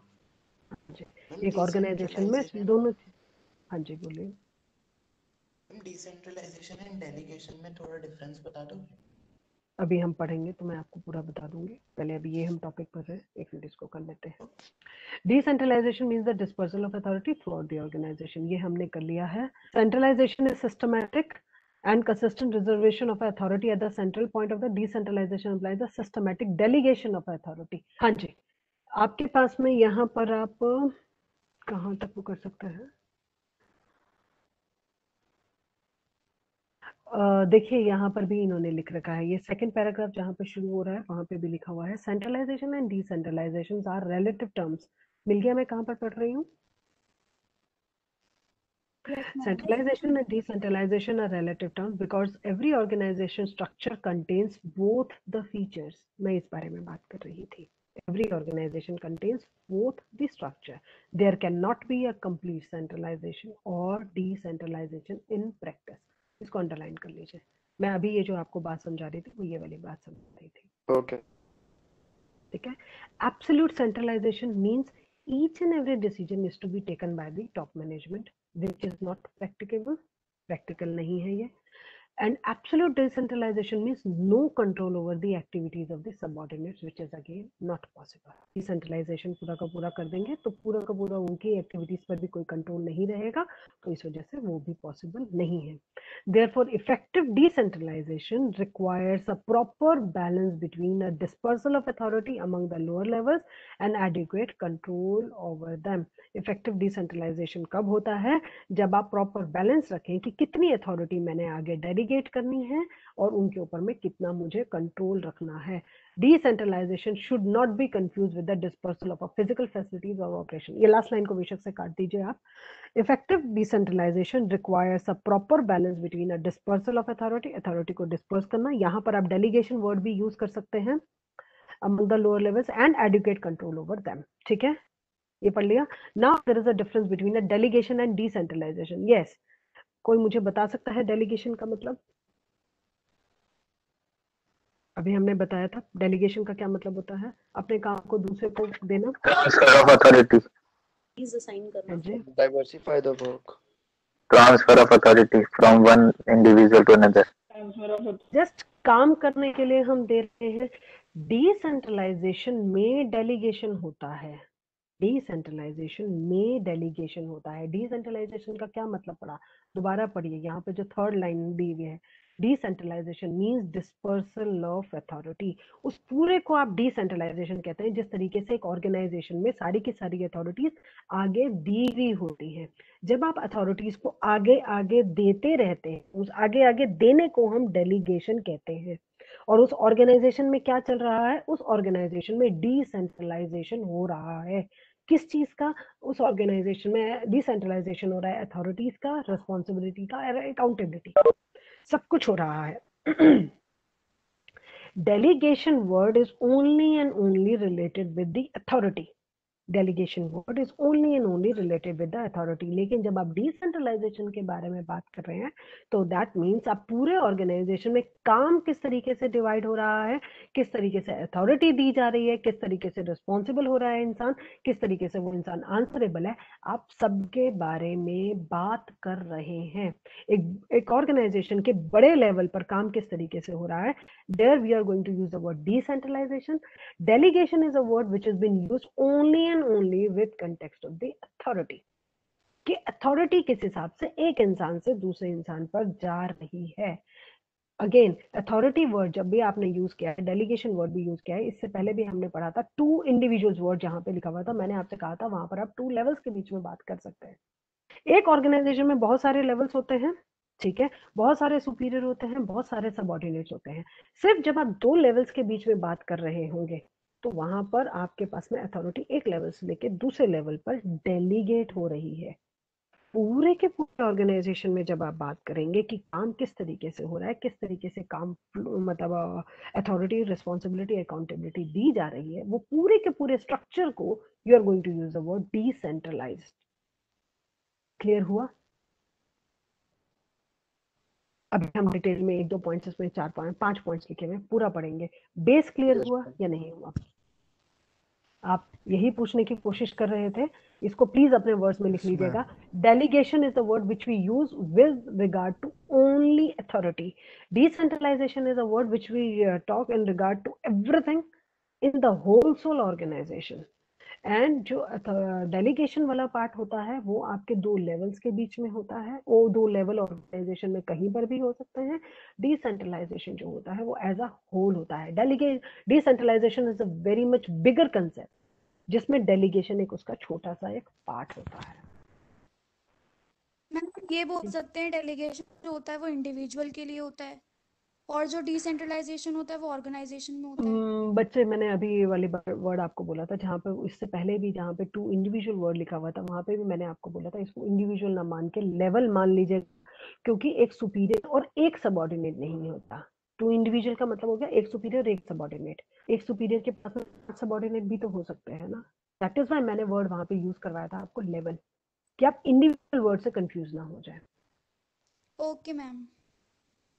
ठीक है ma'am, 2 level of management, 2 level कह सकते हैं उसमें.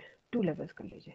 इंडिविजुअल वर्ड में अगेन आप कल को कंफ्यूज ना हो जाएं कि एक सुपीरियर है और एक ही सबऑर्डिनेट है. नहीं, देखिए, जब मैं काम अथॉरिटी दे रही हूँ किसी को, ऑफ कोर्स मैं मेरे पास में जो सबॉर्डिनेट होगा उस एक को दूंगी, एक जो एक हम नॉर्मल मानते हैं। लेकिन हो सकता है ना कि मैं 2 लोगों को इकट्ठे मिलके एक काम दूं, हो सकता है ना। अगर मैं मैनेजर, मैं अपने जो जूनियर्स हैं 2 लोगों को भी तो एक काम दे सकती हूँ, काम बड़ा है, 2 लोगों को दे दिया, कोई दिक्कत की बात नहीं है। दे सकती हूँ या नहीं दे सकती? दे सकते हो मैम। दे सकती हूँ ना। तो मैंने क्या करा, मैंने लोगों को अथॉरिटी डेलीगेट करी है। तो इसलिए मैं 2 इंडिविजुअल वर्ड नहीं यूज कर रही, मैं उस केस में ये कर रही हूँ कि 2 लेवल्स के बीच में मैंने एक अपनी अथॉरिटी आगे दे दी है। बट ऑफ कोर्स जो देने वाला है वो एक इंडिविजुअल है, लेकिन लेने वाले 2 या 3 भी तो हो सकते हैं। Any doubt? No ma'am. Book में से पढ़े, बुक में से पढ़े। Yes yes. Ma'am. Decentralization is much more than delegation. As I have already told you, decentralization is a bigger phase than delegation. Delegation means the transfer of authority from one individual to another. इन्होंने बार बार individual word use करा है. Now I hope that the meaning of individual over here is clear to all of you कि individual को हमने किस context में पढ़ना है. Yes ma'am. वाली बात क्लियर हो गई है? Good. Decentralization implies diffusion of authority throughout the organization. diffusion का मतलब क्या है? Spread. Diffusion means spread of authority throughout the organization. एक authority पूरी की पूरी organization में किस हिसाब से पूरा का पूरा चल रहा है. Main point of a distinction. Delegation is the process of devolution of authority. जब आपके पास में devolution का क्या मतलब होता है? Transfer from one person to another. From transfer of power, transfer of authority from one person to another. उसको हम कहते हैं devolution. Whereas decentralization is the end result which is achieved when the delegation is systematically repeated up to the lowest level. जब पूरा का पूरा आपके पास में हो जाता है तो पूरी की पूरी ऑर्गेनाइजेशन के पॉइंट ऑफ व्यू से आप क्या वर्ड यूज करते हैं? पूरी की पूरी ऑर्गेनाइजेशन के पॉइंट ऑफ व्यू से आप वर्ड यूज करते हैं डिसेंट्रलाइजेशन. क्लियर? नेक्स्ट है delegation can take place from one individual to another. एक जो डेलीगेशन होता है 1 to 1 भी हो सकता है. मैं एक इंडिविजुअल हूं, मैं अपने सिंगल एक सबऑर्डिनेट को एक काम दे रही हूँ, हो गया डेलीगेशन ऑफ अथॉरिटी. ठीक है. लेकिन अब आप उसको डिसेंट्रलाइजेशन नहीं कह सकते क्योंकि ये 2 लेवल या 2 इंडिविजुअल्स के बीच में है. Decentralization is a word which is going to be used for the whole organization में किस हिसाब से सब कुछ हमारे पास में अथॉरिटी फ्लो हो रही है. But the decentralization is completed only when the fullest possible delegation is made at all the levels of organization. यहाँ पर ये वाला word use करा हुआ है, all the levels of organization. Please इसको underline कर लीजिए.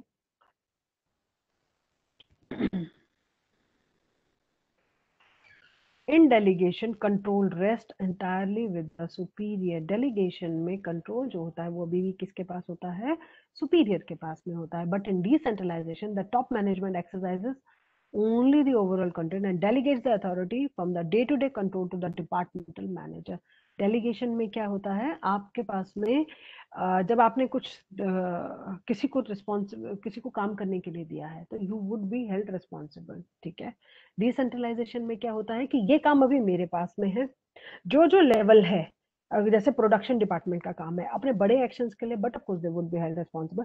लेकिन एक मेन जो छोटे छोटे वाले काम है वो पूरे डिसेंट्रलाइजेशन में सब कुछ आगे डिस्पर्स हो चुका हुआ होता है.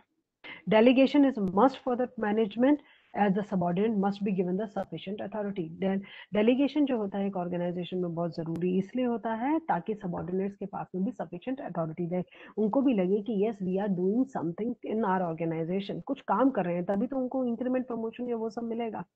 Decentralization is optional in the sense that top management may or may not disperse authority. अब डिसेंट्रलाइजेशन जो है सब कुछ पावर थिंकिंग सब कुछ अगर मेरे पास में होनी चाहिए तो डिसेंट्रलाइजेशन जो है वो हम एक ऑर्गेनाइजेशन में ऑप्ट कर सकते हैं. बट जैसा कि हमने पहले ऊपर पढ़ा कि it is not practical enough to go ahead for the full decentralization और फुल सेंट्रलाइजेशन नहीं हो सकता. Delegation is a technique of a management to get the things done through others.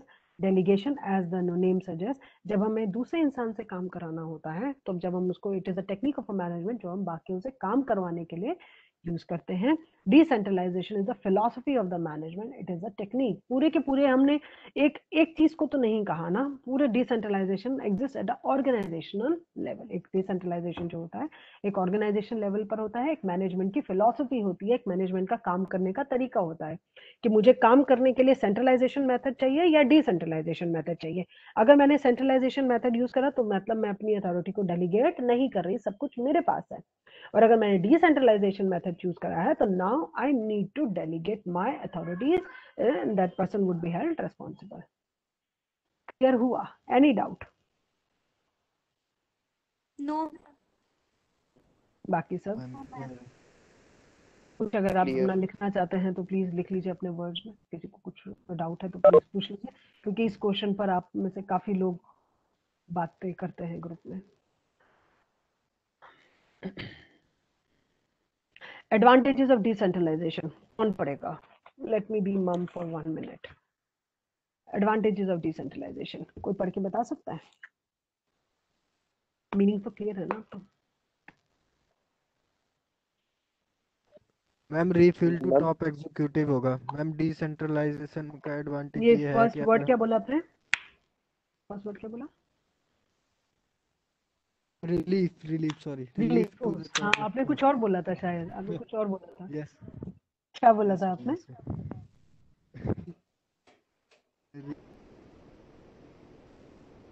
नहीं, आपकी आवाज ब्रेक हो रही है।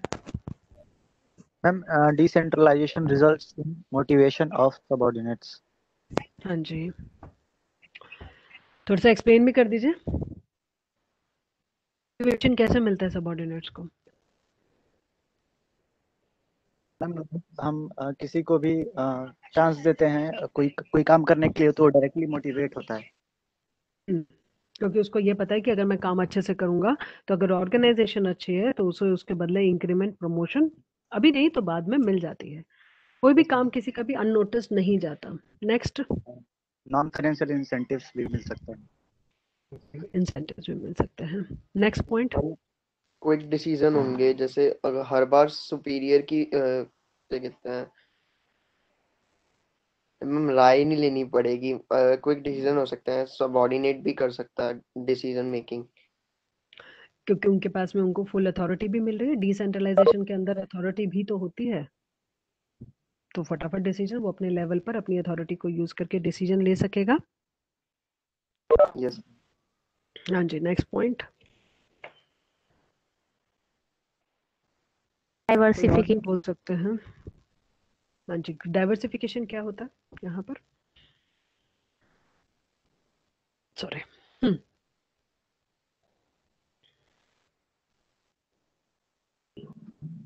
It promotes innovation and creativity of subordinates. अगर आपने किसी को, हाँ जी, जब आपने किसी भी ऑर्गेनाइजेशन को उनको अथॉरिटी दे दी है कि हाँ जी आपने कुछ भी करके हमारे इस प्रोडक्ट को टॉप क्लास बनाना है, तो अब वो क्या करेंगे? They will use their creativity, वो अपना थोड़ा सा दिमाग यूज करेंगे, क्योंकि दे आर द वन जिनको अथॉरिटी दी हुई है। सबसे अच्छा इसमें पता है क्या होता है, जब भी हमें कभी कोई काम दिया जाता है तो हर एक सबऑर्डिनेट को ये जरूर पता होता है कि इसके बदले अब उसे क्या मिलेगा फाइनली। ठीक है, अगर उसे ये पता है कि मुझे नॉर्मल जितने पर मंथ सैलरी मिल रही है तो उतनी ही मिलती रहेगी, तो वो ज्यादा माथापच्ची नहीं करेगा, वो कहेगा कि जो मुझे मिल रहा है ठीक है। लेकिन अगर उसे ये पता है कि if I would be creative तो मेरे पास में बहुत सारी ऑप्शन है, तो he can use his creativity skill. वो अपने काम को डाइवर्सिफाई भी करके दिखा सकता है, वो क्रिएटिविटी भी यूज कर सकता है, उससे इनडायरेक्टली उसको फायदा होता है, और अगर उसको भी होगा प्लस में ऑर्गेनाइजेशन को भी फायदा होता है। नेक्स्ट है एग्जीक्यूटिव डेवलपमेंट। अगर आपके पास में किसी आपके पास सबऑर्डिनेट के पास में उसको अथॉरिटी दी जाती है कोई काम करने के लिए, तो वो अपने तरीके से उस काम को बहुत अच्छे तरीके से करने की कोशिश करता है। उसका सेल्फ डेवलपमेंट वाला जो पॉइंट होता है वो जो होता है वो इंक्रीज हो जाता है, उसका मैनेजरियल स्किल्स, उसकी क्रिएटिविटी, वो सब उसकी इंक्रीज होती रहती है। अगर एक बार में आपने एक सिचुएशन को अच्छे से हैंडल कर लिया तो लेटर ऑन अगर कभी कुछ वैसी सिचुएशन आएगी तो manager will have in back of his mind कि हाँ जी आप इस सिचुएशन को अच्छे से डील कर सकते हो। You would become a expert in his eyes कि हाँ जी ये इंसान जो है ये काम ये जो है ये एक अच्छे से तरीके से कर सकता है, उसका भी डेवलपमेंट हो जाता है। इफेक्टिव कम्युनिकेशन, जब हम ये पॉइंट्स कर रहे हैं डिसेंट्रलाइजेशन में, अगर हमारे पास में डिसेंट्रलाइजेशन अच्छे से चल रहा होता है, जहाँ पे प्रॉपर अथॉरिटी वगैरह होती है, प्रॉपर हायरार्की में सब कुछ डिफाइन होता है, तो दैट मीन्स कम्युनिकेशन का चैनल भी प्रॉपरली डिफाइंड है वहां पर। डिसेंट्रलाइजेशन में सब कुछ डिफाइंड है ना, कि ये इसको रिपोर्ट करेगा, ये इसको रिपोर्ट करेगा, पूरा Yes, line ma'am. Of command, जो चेन ऑफ कमांड होगा वो दिया हुआ होगा ना। दैट मीन्स आपका कम्युनिकेशन जो होगा वो क्लियर होगा। एफिशिएंट सुपरविजन एंड कंट्रोल होगा, जब आपको ये पता है कि यहाँ पर ये सुपीरियर है, ये चीजें कंट्रोल कर सकता है, या proper everything is properly defined कि उसको ये काम संभालना है, और तो वो उसी हिसाब से वो वाला काम संभालेगा और वो करवा के भी रहेगा वो वाला काम। ये होता है डिसेंट्रलाइजेशन के एडवांटेजेस। डिसएडवांटेजेस में मेरे पास में 5 पॉइंट्स आ रहे हैं। Number 1, expensive. एक्सपेंसिव क्यों है भाई?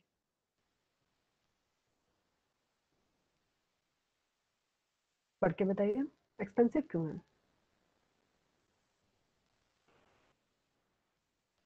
मैम क्योंकि डिसेंट्रलाइजेशन में बहुत सारे एडमिनिस्ट्रेटिव एक्सपेंसेस होते हैं, तो अगर हम डिसेंट्रलाइजेशन करते हैं तो हमें अलग अलग जगह पे हर किसी का एडमिनिस्ट्रेशन वगैरह बनाना पड़ता है, तो उसके लिए मुझे भी अलग खर्चे अलग वगैरह लोग होते अपॉइंट करने पड़ेंगे, मुझे अलग अलग लोग अपॉइंट करने पड़ेंगे। पहले तो I was the only one, अगर सेंट्रलाइजेशन तो I was the only one who was taking major decision, सब कुछ काम मैं ही कर रही थी। अब डिसेंट्रलाइजेशन मतलब मुझे अब लोग भी अपॉइंट करने पड़ेंगे, उनको सैलरी भी देनी पड़ेगी, उसी हिसाब से मुझे उनको हैं। Yes ma'am. फैसिलिटीज भी देनी पड़ेंगी। All these thing will come into the picture, and for all this I need to bear the expense. Salary वगैरह कहीं पेड़ से तो आएगी नहीं ना, I need to bear all these expenses, ठीक है। So that is why it will become expensive. Clear? क्योंकि यस सेंट्रलाइजेशन नहीं है, इट इज डिसेंट्रलाइजेशन, मुझे दूसरे लोगों को अपॉइंट करना है, I need to pay them for that, so that is why it will become expensive. Next, difficulty in coordination. Coordination में डिफिकल्टी हो जाती है, क्यों? क्योंकि अभी इससे पहले तो हमने कहा था कि सब कुछ चेन डिफाइंड है। अब डिसेंट्रलाइजेशन में आपकी ऑर्गेनाइजेशन बड़ी हो गई है, एक दो लोगों की ऑर्गेनाइजेशन नहीं है, 1000-2000 की नहीं है, सपोज 4000 या 5000 लोगों की ऑर्गेनाइजेशन है, तो पूरा चेन ऑफ कमांड, पूरा का पूरा सारा लेवल को प्रॉपरली डिफाइन करना, उन सबको मैनेज करना will become a bit difficult task. थोड़ा सा मुश्किल हो जाएगा सब चीजों को कोऑर्डिनेट करना। Lack Yes, of ma'am. Uniformity. अगर हम बड़े ऑर्गेनाइजेशंस के बारे में बात करें, पर्टिकुलरली इन ये सारे पॉइंट्स आप बड़े ऑर्गेनाइजेशन के पॉइंट ऑफ व्यू से पढ़ेंगे तो आपको इजी रहेगा समझना। लैक ऑफ यूनिफॉर्मिटी मतलब कि बहुत सारे डिपार्टमेंट्स, फिर क्या होता है अंदर ही अंदर में ना, डिपार्टमेंट्स में उन सब में ग्रुपिज्म हो जाता है, ग्रुप्स बन जाते हैं ऑर्गेनाइजेशंस में, तो फिर यूनिफॉर्मिटी ऑफ एक्शन नहीं रहता। हर एक ग्रुप जो होता है वो अपने ग्रुप को आगे बढ़ाने के लिए काम कर रहा होता है, ऑर्गेनाइजेशन को थोड़ा सा साइडलाइन हो जाता है। जैसे एक ग्रुप आपका इस समय इंडिया में बैठा हुआ है, suppose I am in software concern, एक ग्रुप मेरा यहाँ बैठा हुआ है, दूसरा ग्रुप मेरा एसएफओ में बैठा हुआ है, ठीक है। तो है तो कंपनी के ही दो प्रोजेक्ट, दो हैं उनकी यूनिट्स दो हैं, तो एसएफओ वाला क्या चाहेगा कि इंडिया वाला ग्रुप जो है वो पीछे रह ले, और इंडिया वाला ग्रुप क्या चाहेगा कि किसी वजह से एसएफओ वाला पीछे हो जाए। They will try to do something कि कोऑर्डिनेशन उन लोगों के बीच में अच्छा नहीं रहेगा। तो डिसेंट्रलाइजेशन में इस तरीके की भी चीजें हो जाती हैं जब आपके ग्रुप्स बहुत बड़े होते हैं, व्हेन यू सीरियसली वांट कि सिर्फ आपका ग्रुप जो है वो आगे जाए और दूसरा वाला ग्रुप जो है वो पीछे रह ले because of XYZ reasons. Narrow product line, decentralization require कि आप उसके पास में प्रोडक्ट लाइन जो है वो बहुत होनी चाहिए, मतलब हर एक ऑर्गेनाइजेशन में एक आपके पर्टिकुलर डिपार्टमेंट जो है वो डिफरेंट डिफरेंट वहां पर होने चाहिए, थोड़ा सा ब्रॉड होना चाहिए। छोटी सी जगह में डिसेंट्रलाइजेशन थोड़ा सा मुश्किल हो जाता है, ठीक है। अगर 5 लोगों की ऑर्गेनाइजेशन है तो वी वुड प्रेफर कि वहां पे सेंट्रलाइजेशन हो, ठीक है। 10 लोगों की ऑर्गेनाइजेशन है तो वी वुड प्रेफर वहां पे सेंट्रलाइजेशन हो, थोड़ा सा काम जो है वो एक मेन पार्ट पे हो। अब अगर आपकी ऑर्गेनाइजेशन बड़ी होगी तभी तो डिसेंट्रलाइजेशन का फायदा है, छोटी सी ऑर्गेनाइजेशन में आप डिसेंट्रलाइजेशन करके क्या अचीव कर लेंगे। नेक्स्ट है एक्सटर्नल कॉन्स्ट्रेंट्स। आपके पास में डिसेंट्रलाइजेशन में एक्सटर्नल फैक्टर्स जो होते हैं, या किसी भी ऑर्गेनाइजेशन में इंटरनल फैक्टर्स के अलावा एक्सटर्नल फैक्टर्स जो होते हैं they always play a major role. अगर बाहर की तरफ से ट्रेड यूनियन मूवमेंट्स या मार्केट अनसर्टेनिटीज की वजह से या गवर्नमेंट इंटरवेंशन की वजह से भी ऐसा हो सकता है कि आपका काम जो है ऑर्गेनाइजेशन का वो अच्छा ना चले, डिसेंट्रलाइजेशन अच्छा ना हो, ऐसा भी हो सकता है। These all are the disadvantages of decentralization। हम यहीं पर ही बंद करते हैं इसे, एंड प्लीज यहाँ मेरा तक एक पूरा का डाउट पूरा है पढ़ लीजिएगा। हाँ जी पूछिए। मैम, जो स्पैन ऑफ मैनेजमेंट डिसेंट्रलाइज में होता है, स्पैन ऑफ मैनेजमेंट का मतलब क्या होता है? कि कितने जो सबॉर्डिनेट्स हैं, कितने वो कंट्रोल्ड में हैं। सिर्फ और सिर्फ ये बात आई बिलीव आप ही ने पूछी थी होगी मेरे से पहले भी, स्पैन ऑफ मैनेजमेंट आपको सिर्फ ये बताता है कि कितना सुपीरियर कितने सबऑर्डिनेट्स को संभाल सकता है। Yes ma'am. एक सुपीरियर कितने सब